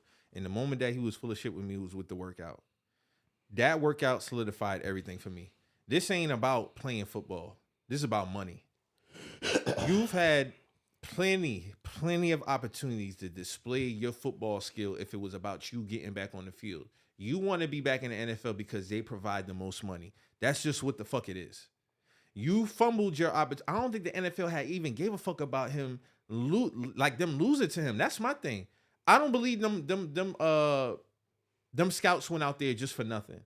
So I truly believe they was gonna give him a true workout opportunity. Now there was some. So you don't think the settlement had nothing to do with that? What you mean? Well, as far as them signing him again. No, I think they would have signed him again. Right. I think any team would have signed him again, even after all of that. Because in the grand scheme, bro, he's not affecting their bottom line. Okay. No, that's true too. You get what I'm saying? Like, people still was watching football regardless. And now they damn sure don't give a fuck. And in 2019, it was 3 years removed. Yeah. So when he did that bullshit with the workout, I said, bro, he don't want to play. You want to, you should, and it's the imagery, like Drew said. It's like, bro, you call him a plantation after the workout. Yeah. You don't be afraid. I'm out here. First of all, my nigga, you called them 2 hours before the workout and said you doing it over here. Stop playing. Stop playing, bro. Like, just stop. If you want to play, then just play. Put your skills on display. And then even then, nigga, you have the Canadian League. You got the USFL who just merged with the XFL now. Like, at the time, you had the Canadian League though. Go play. And then that could be your tape. That can be your resume. Yeah. Nobody said you had to stay in the Canadian League forever, but you had plenty of opportunities to show that you still like that. Yes, that's my biggest takeaway from Cap with this whole shit. And this is why I look at him sideways with this whole ordeal, and kind of why I can understand why Marcellus Wiley took the stance that he took at the time. Yeah, Marcelo's been now it kind of makes it kind of looks that way. I'm not saying that he is not genuine in any of the steps that he has taken. I will never say that. But this whole shit with the NFL, it's like, my nigga, is this really about you having a gripe with the NFL? Because this what it don't look like. It looked like you really want to fuck with these niggas, and it's because of the money that you can be paid from them. Because with that letter shit, he could have kept that shit. Yeah. He honestly could have used. It's a waste of your time, my nigga. It was unnecessary. And you begging, go play with the XFL, USFL now. They done merged. Go play with them niggas. Not one. You can't be like all of us said, there was plenty other avenues this whole time for you to been showcasing your skills, staying in shape. Even if you didn't play football no more, I brought up it would have been on brand for you to work with HBCUs. You could have been fucking with Jackson State. Dion just left. You would have been perfect to slide in there, not even be head coach. You could have just been like a QB coach. Something, you know what I'm saying? Just something along the lines of something, you know what I'm saying? But it's like, but as far as playing football, you had plenty of other avenues. You had plenty avenues to, especially in this time frame, my nigga. It's 2023. Yeah, you done been begging since 2019, bro. Yeah, that's crazy. We 4 years removed from this shit, from the last workout opportunity. Which at that moment when he fumbled that workout opportunity, I said, Cap is done. He's not playing again because it's like, bro, you playing in our face now. You know what I'm saying? You done had the settlement. You done been calling us a plantation. Yet we still extended the workout opportunity, and you didn't want it. And I remember that around that time, that was a big fucking thing. It's like, no, bro, I'm going to hold this nigga accountable for that. This ain't on the NFL. I'm sorry. I don't give a fuck about no cameras, none of that shit. If you want to put on display of your talent, go work out for these niggas. Play. And then you show up with the Kunta Kinte shirt on. It's like, bro, you still poking at these niggas. That's wild. You poking at them. You still poking at him, bro. Let it the fuck go. The Jets are not signing you. Period. It's done. Hang it the fuck up. Go play in the XFL or the USF, whatever the Canadian League. You're not playing in the NFL again, bro. And that whole shit that you did with the workout that was the nail in the coffin, my nigga. That was it. You were done at that moment. Cause that was some bullshit. Period. So I ain't got nothing else for Cap, bro. Like it done ran its course. You get what I'm saying? Like you're not the martyr. You're not. That martyr shit is done, my guy. It's done. That's it. It was past that. We're years removed now. You still trying to play football and you on this other shit now. Go play for another league. That's it. If it's about football and you love football so much, go play for another league. But no, instead of you saying it's about the money, because I know you ain't gonna say that. You want to make it something else. No, the NFL provides the most money for you to make, and you only want to play there. Say that, or stand on that. Because the Rock will have an opportunity for you. Go get that little 200, 300,000, whatever they offering. I'm pretty sure even with ads and like just something endorsements, he could have still came out. Come on, dog. Come on, man. Like the shit was just wild, bro. That's pretty much all I got to say about that shit, man. That's pretty much. We got anything else for I feel like we missed something this week. Missing something. We didn't talk about the trades, Dame. Oh, Dame to the Bucks. Damn, Drew. Drew don't care. I don't give a fuck. He don't care. How I feel about them Bucks. I feel you. Anyway, I feel you. I feel like you gonna be bullshitting me though. You care about that Dame trade though. Nah, bro. What can I do? It's out of my control. You wanted him though. Okay, so you didn't want him. When the announcement first dropped, how did you feel? Well, I felt like that he went to the Bucks. Yeah. Well, I literally had just touched down in fucking LA, and I was like, bro, like. Oh, when you just got there, that's when I just got there, and it was like, yo, what the fuck is this, nigga? Like, you didn't feel welcome like to LA. Did you feel like y'all fumbled that? No, all right, bro. I don't. I feel like you capping. How you gonna ask me my opinion and tell me I'm capping? What the fuck? I feel like you capping low key a little bit. I'm not, bro. You're my brother. I love you, but I feel like you capping a little bit. So again, you asked me my opinion. So you feel like the Heat exhausted all opportunities to get Dame with a reasonable offer? It's been months. We've seen. But that's what I'm asking. You don't feel like y'all dropped the ball? No, because at the end of the day, we still have the pieces that we need. Like if what we were going to give up, bro, Dame wouldn't have been enough. See what I'm saying? There's nothing else really out there. Everybody Right. has already signed up. Yeah. So to lose all those key pieces, now you're talking like bringing in niggas fucking B team, C team squad to fill out your filler squads. You know what I'm saying? Like, Around Jimmy and Dame. yeah, you know what I'm saying? And Like, Bam. I don't feel like Bam would have been in that deal. he wouldn't have been, but Tyler Hero gone, Yeah. Duncan Tyler Robinson gone. Duncan gone. Caleb Martin gone. Like, Yeah. you know what I'm saying? And then draft picks and all this shit, bro. Like, it's too much to give up. Because Shoes is in Indiana? No, he's Stroot's in gone. No, Cleveland. Cleveland. Yeah, he in Cleveland. Yeah, and then they went to the Lakers.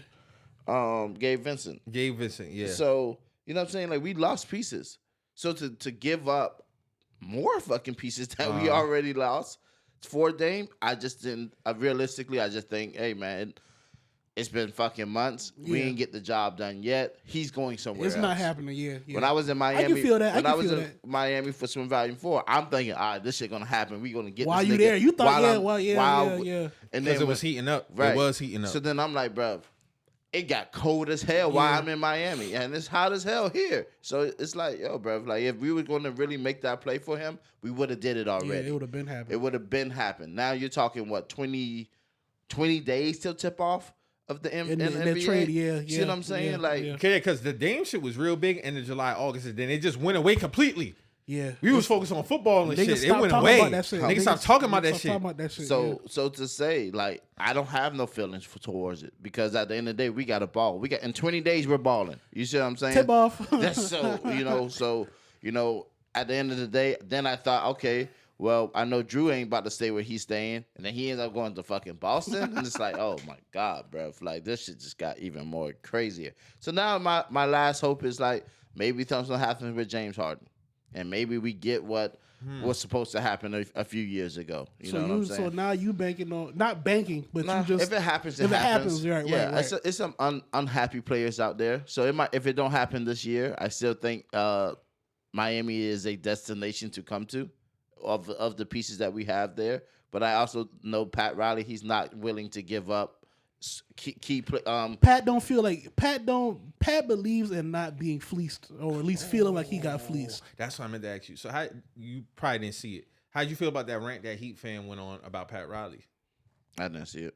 So he basically went on a rant about like how he has not been held accountable for his lack of getting transactions done. He feels like as a Heat fan, like saying he been on like this. What was the this Pat examples Riley- that he meant though? Like as far as like not getting, I'm gonna play this shit. as far as like, cause he was been supposed to get Harden, right? Harden, Allegedly. Beal. Okay, Beal, and now what? Dame. I mean, just because these players come available don't mean we need to go run and go get them. You know what I'm saying? Like, Bill hasn't had a healthy season in how long? All right, I got it right here. I'm gonna play it.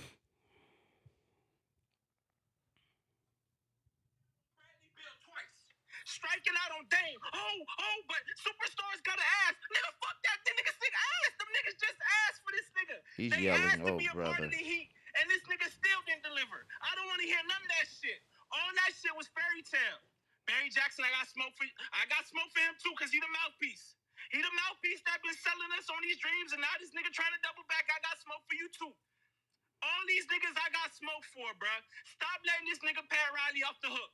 Stop letting this nigga Pat Riley off the hook. This nigga is a Dwayne Wade merchant. That's This crazy. nigga's a layup line merchant. This nigga can't do shit without Dwayne. This nigga just be striking out. This nigga's 1 for 32 from the fucking line. When y'all niggas gonna realize that? The nigga brought you fucking Jimmy Butler. Okay, good acquisition, even though that's Dwayne Wade. This nigga selling you on Victor Oladipo? What was left of him when we had him? What did he deliver us, bruh? This nigga brings us Kyle fucking Lowry. You fucking ski mask Hall of Fame. Ski mask Hall of Fame. This nigga broad day robbery. This son of a bitch Kyle Lowry. Oh my God, don't get me started. This nigga bringing you bullshit. He couldn't even get you no fucking role players this offseason, bruh. All this, he gonna handle it. Oh, don't worry, it's the Godfather. Let me lay down my rings on it. Nigga, fuck the rings, nigga. Niggas are not moved by the rings, bruh. Players bring players in, bruh. Pat Riley's not moving shit. Niggas is not moved by Pat Riley. This is 2023. This is not 2005, bruh. He is not bringing in Shaq no more. Get this senile fuck out of the front office, bruh. Get some real fucking management in there, dog. Enough of this bullshit. I know you niggas gonna cap for this nigga. I know you niggas throwing on the capes. You niggas been having this nigga's dick in your mouth since 2005.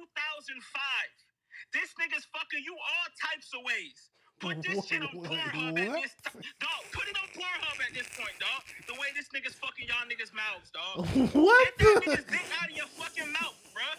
That nigga's garbage as fuck at his job. This nigga sucks. If Chris Greer was doing the same shit Pat Riley was doing, this nigga would not have a job. I promise you, bro.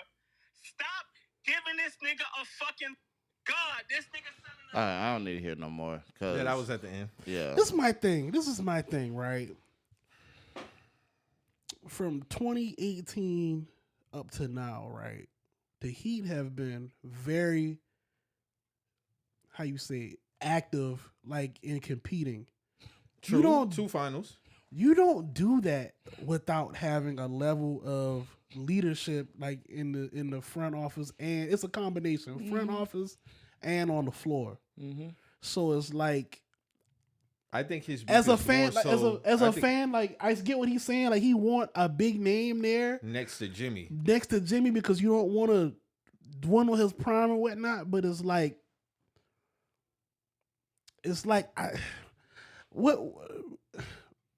I kind of see what he's saying, but it's like, bro, like For what they've had, he should be.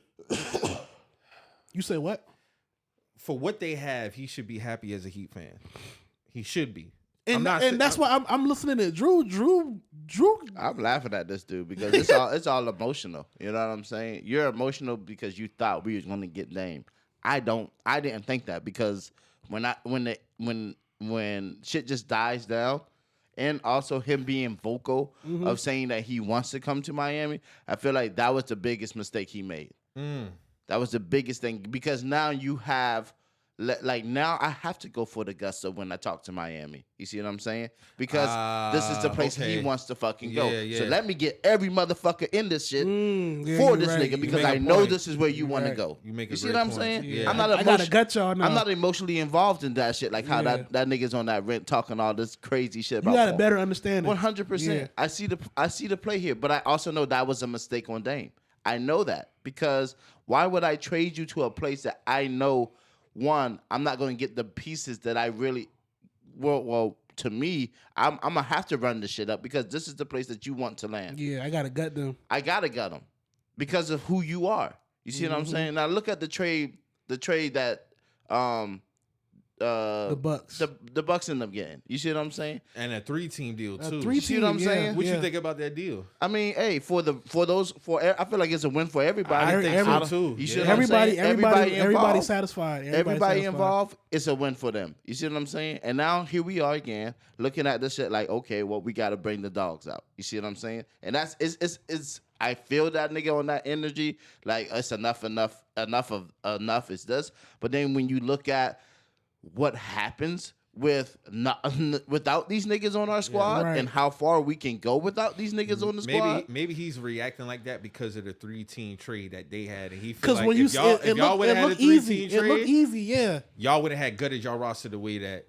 But like that. it's still, again, you're talking already losing 2-3 players because Yeah. Victor's gone too. He went to Toronto. Yeah, So he did. Mhm. so you already Davis gone, Shoes gone. you see what I'm saying? So now Those were pieces that those could were have been big yeah. pieces. You see what I'm saying? That also would have been trade value in that trade with Yeah. Dame. You see what I'm Because saying? now, if you were to do a 3-team trade, you might have to give up Bam or something now. But as soon as this shit happened, Caleb Martin, as soon Tyler as Hero. as soon as this shit happened, Dame says he wants to come to Miami, That was them it. niggas gone. They've been gone. Yeah, Out the fucking door. they was gone as soon as free agency window opened. They was gone Because Dame was already vocal while we were still playing. He wants to play with Miami. yeah. The shit was so crazy because I was just talking shit, but I always felt like Dame and Giannis was a great pairing, and I was saying like Dame and Giannis Chicago 2025. But when it landed that he was in Milwaukee, I'm like perfect pairing, Man. pairing, and I knew Miami fans was gonna react. But like, Not a lot didn't react like that, but a lot of y'all fan base do feel like from what I seen that Pat Riley dropped the ball. I mean, hey, we say this shit all the time, but it's just names. at the end of the day, the shit gotta work. They do gotta work. Cause I'm gonna tell you right now, I can't even go against y'all no more. Cause y'all niggas is always gonna show up somehow, some way, bro. Like it looks good on paper. Like the Bucks look good on paper. Boston looks good on paper, but Miami is always killing the narrative. Got 7 games. And it's gonna be hard. It's In gonna a be hard. in a playoff series, Jimmy Butler might score 50 points in 2 of those games.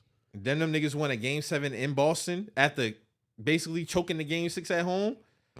Handily too. At this point, that's why I brought You can't up, go against the Heat. Yeah, you can't go against. So the that's Heat. why that's why I brought up that window from 2018-19 to now was like you get to the finals twice. Like as a fan, if we got to the finals twice, I've been to the finals once. Not expected to too. Yeah. We weren't expected to coming into All-Star break. I can't complain. Yeah. You feel me? Yeah.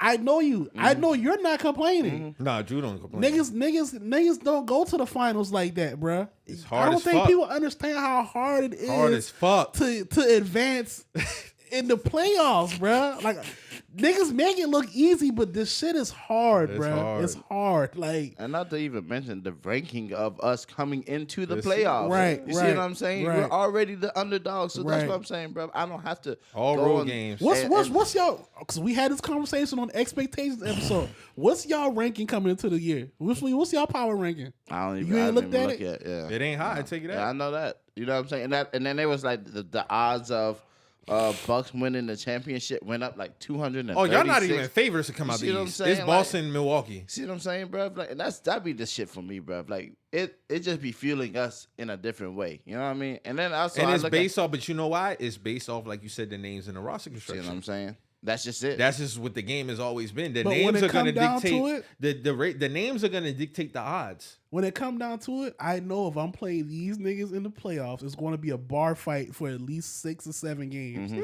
I know that. But see, on paper, you the look at it finals- and be like, the oh yeah, finals- they getting smacked. on paper, the finals supposed to be the Suns and Bucks. Mhm.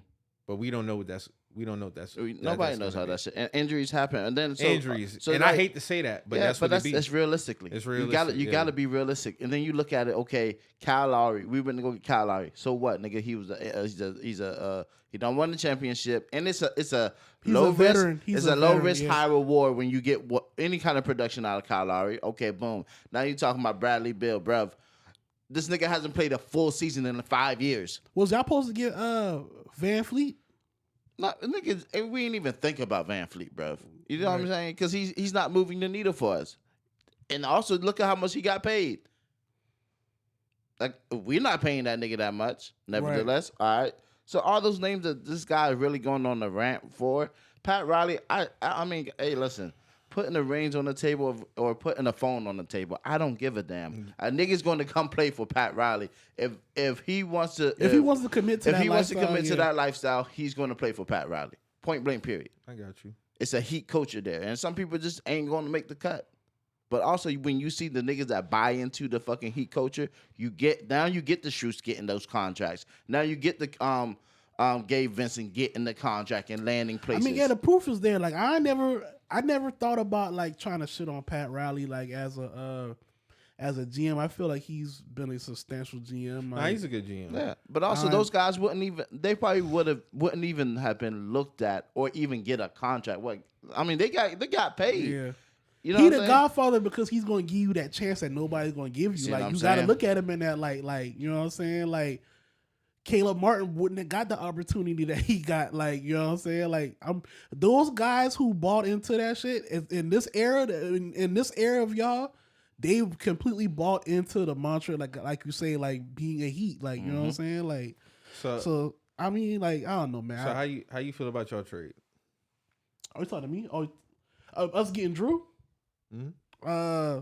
I feel like us getting Drew solves a lot of problems as far as it's an upgrade from Brogdon as far as a guard who's going to be the primary ball handler and play both sides of the ball. So now we don't got to rely on neither Tatum nor Brown to be primary ball handlers. They can get to their spots. And he's a dog on a defensive end. He can score. He can at least give us 15, 16 a game. I fuck with it. Yeah, my boy Reek, he a Celtics fan. He ain't a real big fan of Drew Holiday. I'm kind of with him, but I don't. I try to give him some grace. I've just been using my eyes the last few years, and just been fucking with Drew. Drew's a good point guard. Like Brian Windhorst said he's a Hall of Fame guard. Y'all agree? He got a lot to prove to get there. he don't got the accolades to get in the Hall of Fame. Unfortunately, I that don't see matters to me. Currently, and I don't know what his career is going to look like in Boston, but currently, no, I would not say he's a Hall of Famer. That's the thing about the NBA Hall of Fame, man. It's not even the NBA Hall of Fame. It's the Basketball Hall of Fame. Basketball Hall of Fame. Yeah, he It's might not. get- It's not the NBA Hall of Fame. It's the Basketball Hall of Fame. That's a crazy thing. A lot of people don't know that though. But still don't Brian think I'm Windhorst looking said, "Yeah, Drew Holiday is a Hall of Fame guard." Let me I'm look like, at this nigga basketball reference because I feel That nigga you, got one All-Star appearance. you gotta have a certain level of accreditations, man. Yeah. That's why when certain niggas Nigga can play defense. I mean, but I don't even think he's on first team all defense or any shit like that. I mean, He might have got a second team in his lifetime. I'm not sure. Wikipedia have all that shit for sure. I'm on his basketball reference page. So he's a 2-time All-Star, of course, an NBA champ. He's 5-time All Defensive. Okay. Career, he's 19-5-7. That's sneaky numbers, honestly. He averages 19 points per game for his career. Oh, I'm sorry. Last year he was 19-5-7. Career, he's 16-4-6, which still not bad. I just feel I like thought this per game was lower. I just feel like as far as when we talk about Hall of Fame, especially a point guard, bro, like it's a lot of them ahead of you. It's buddy. a lot. It's a lot. I mean, Derrick Rose got a better resume. He ain't getting in. You don't think D Rose getting No. in the Basketball Hall of Fame, not just NBA Hall of Fame? No, he's not getting in. I might have to disagree with you on that, Mike. He got Because enough. we talk about Basketball Hall of Fame, not just NBA. Yeah, he ain't getting in. What did he do in college? Did he win a natty? No, they got there. He ain't getting in. From Memphis. They lost to Chalmers. Oh yeah, they lost to Kansas. No, Chalmers hit the game Game winner. winner. man, I don't know, bro. I feel like D Rose was still getting the Basketball Hall of Fame, though, bro. You gotta think now. That's your whole basketball resume. I don't see it. I know. But I don't know. Drew Holiday is not a Hall of Famer currently. Maybe feel another championship. I mean, but it is lined up for Boston Bucks ECF, but you have to see it. Yeah, it gotta. So happen. this is really gonna be the first year in my lifetime that I'm gonna say right now, I ain't picking nobody to come out the East or West. Cause too much shit can happen. Everything looks good on paper. Literally everything looks good on paper. So until we see this shit, I ain't picking nobody. Yeah, that's what I'm saying. It'll just be a bunch of names. And then here moving come around. Miami, always fucking up my shit. Yes, sir. Yeah, Miami is definitely the party crashing ass niggas, though. That's a fact. That's a motherfucking fact. That's a fact, man. Like, And also to add some context to my AD tweet as regards to why I don't like the Lakers being contenders. I'm not picking the Lakers to be a contender until this nigga is consistent. Because y'all season is made a break more than any other team as far strictly as because of AD. as far as consistency, what you And need that's from facts. 80 this year for you to give him any type of leeway? What kind of 25 and up at 10. 25 and up at 10. And then the mentality. I need to see 2019, 2020 AD. That's what I need to see consistently. Yeah, he asserted himself that year. He was assertive. Assertiveness, bro. Mhm. That's my biggest thing with him. He keeps showing you over the last couple years what the fuck he been on. Granted, he's been hurt, but when he comes back, Yeah, it's the getting hold mentality. Then what do we get? They literally had a stat during the playoffs of him in even games and odd games. It's not nothing I'm making up. These are facts. He was great in odd games, motherfucking terrible in even games. so that means he's taking nights off. He's taking night. So why should I have y'all as contenders when your best player? We talk about this with everybody else. James Harden, Joel Embiid. We say this for everybody. If your main guy is not consistent, how are you contenders? Yeah. I can't keep giving you the if. No more if shit with Anthony Davis, bro. It's been like that because we supposed to be Period. We supposed to be talking about 80 in a different. And light. this is not a shot at the Lakers roster. This is just the facts. If AD is not consistent, you are not contenders. Period. Yeah, and it's scary when the nigga even falls down. Everybody like, It's like, damn, what's shit, is he gonna get up? Exactly. But Like, here's the it's- thing, though. When he come back, it's like the mentality is like he don't be asserting himself. he be right. Then you had the game where he do what? 50 points, 15 rebounds. Then he come back 10, 5, 3. Yeah, real mid. Then he come back, 40 and 15. Then what he do? 1 for 7. 14. Come on, bro. Then he doing in the playoffs. It's like, bro, these are the facts. Don't hit me with no average. That average shit ain't tricking me. Look what he do in the even games and what he do in the odd games. Mr. Every Other Game. That's my name for Anthony Davis until he does better. Period. Damn, that's crazy. Period. I ain't mad at it. Hey, I mean, I can't argue it. I mean, it is what it is, man. Yeah, man. But breaking news. What's up, man? Coach just signed Jonathan Taylor. Mm. 3-year, $42 million, Ooh. including 26.5 guaranteed. Let's go, baby. That's what's up. Ooh. Hey, JT. He just set the market up. Let's go, baby. Mm. That's what I'm talking about, man. So what does that change your outlook on you That change shit, man. This nigga, you better come ball. That's all. Now- I give now a he fuck. got a ball You now. got a ball, bro. Got to put it all together. I wonder how that's 14 a year. Come on now. I wonder how Saquon and Jacobson them boy feel. I don't even them niggas. Them Hey, niggas, man. This nigga Saquon was talking about sitting out and you crapped out on yourself. You gotta hold that. Yeah, but I will say, Nigga was on that podcast talking all that big boy shit. Then you signed a week later. I don't want to hear I nothing. don't want to hear that know shit, nothing. man. And Saquon hurt Yeah, again. I hurt again. So you know what I'm saying. So we here now. Hey man, got to put it all together, baby. Got to put it all together. Got to put it together. It's gonna be definitely interesting. So we got anything else, man, before we get up out of here? Nah, man, y'all boys stay up, man. Just be Definitely positive stay out up. here, man. Be Word, positive for stay sure. up, Stay man. consistent. Keep your head down. You're gonna have ups and downs. You definitely gonna take some punches on that chin, man. But it'll make it tougher. I tell you that. Oh, we ain't talk about Charlo getting his ass beat. We ain't talking about Shout that. out to but Canelo, man. shout out to Canelo, man. packing these fake niggas up, man. You dig, man? Nigga Charlo was talking all this trash like he different and all this other shit. Whole time he's running and pandering away from the fight, man. I don't want to hear these niggas that talk too much, man, unless you Floyd, man. Y'all niggas try to beat us, take on these personas, man. Y'all don't be really about that shit when y'all get in the ring, man, because I watched Canelo put a belt to ass last week. That's what I saw. Definitely saw that. So, you know, that's what I'm going to say. But other than that, man, I'm good, man. You know, I'm still on Drew with the real people, real cases, man. That shit was hilarious.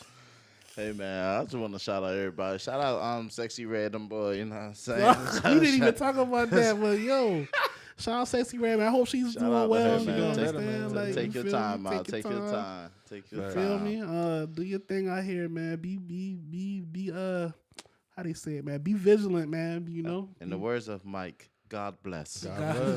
God bless, and you know, big ups at Big the same ups. time. So you Yeah, know, man. like we say every week on here, man. If you hear anything on here that gets you in your feelings, you feel some type of way, always remember We're just some messengers. we out.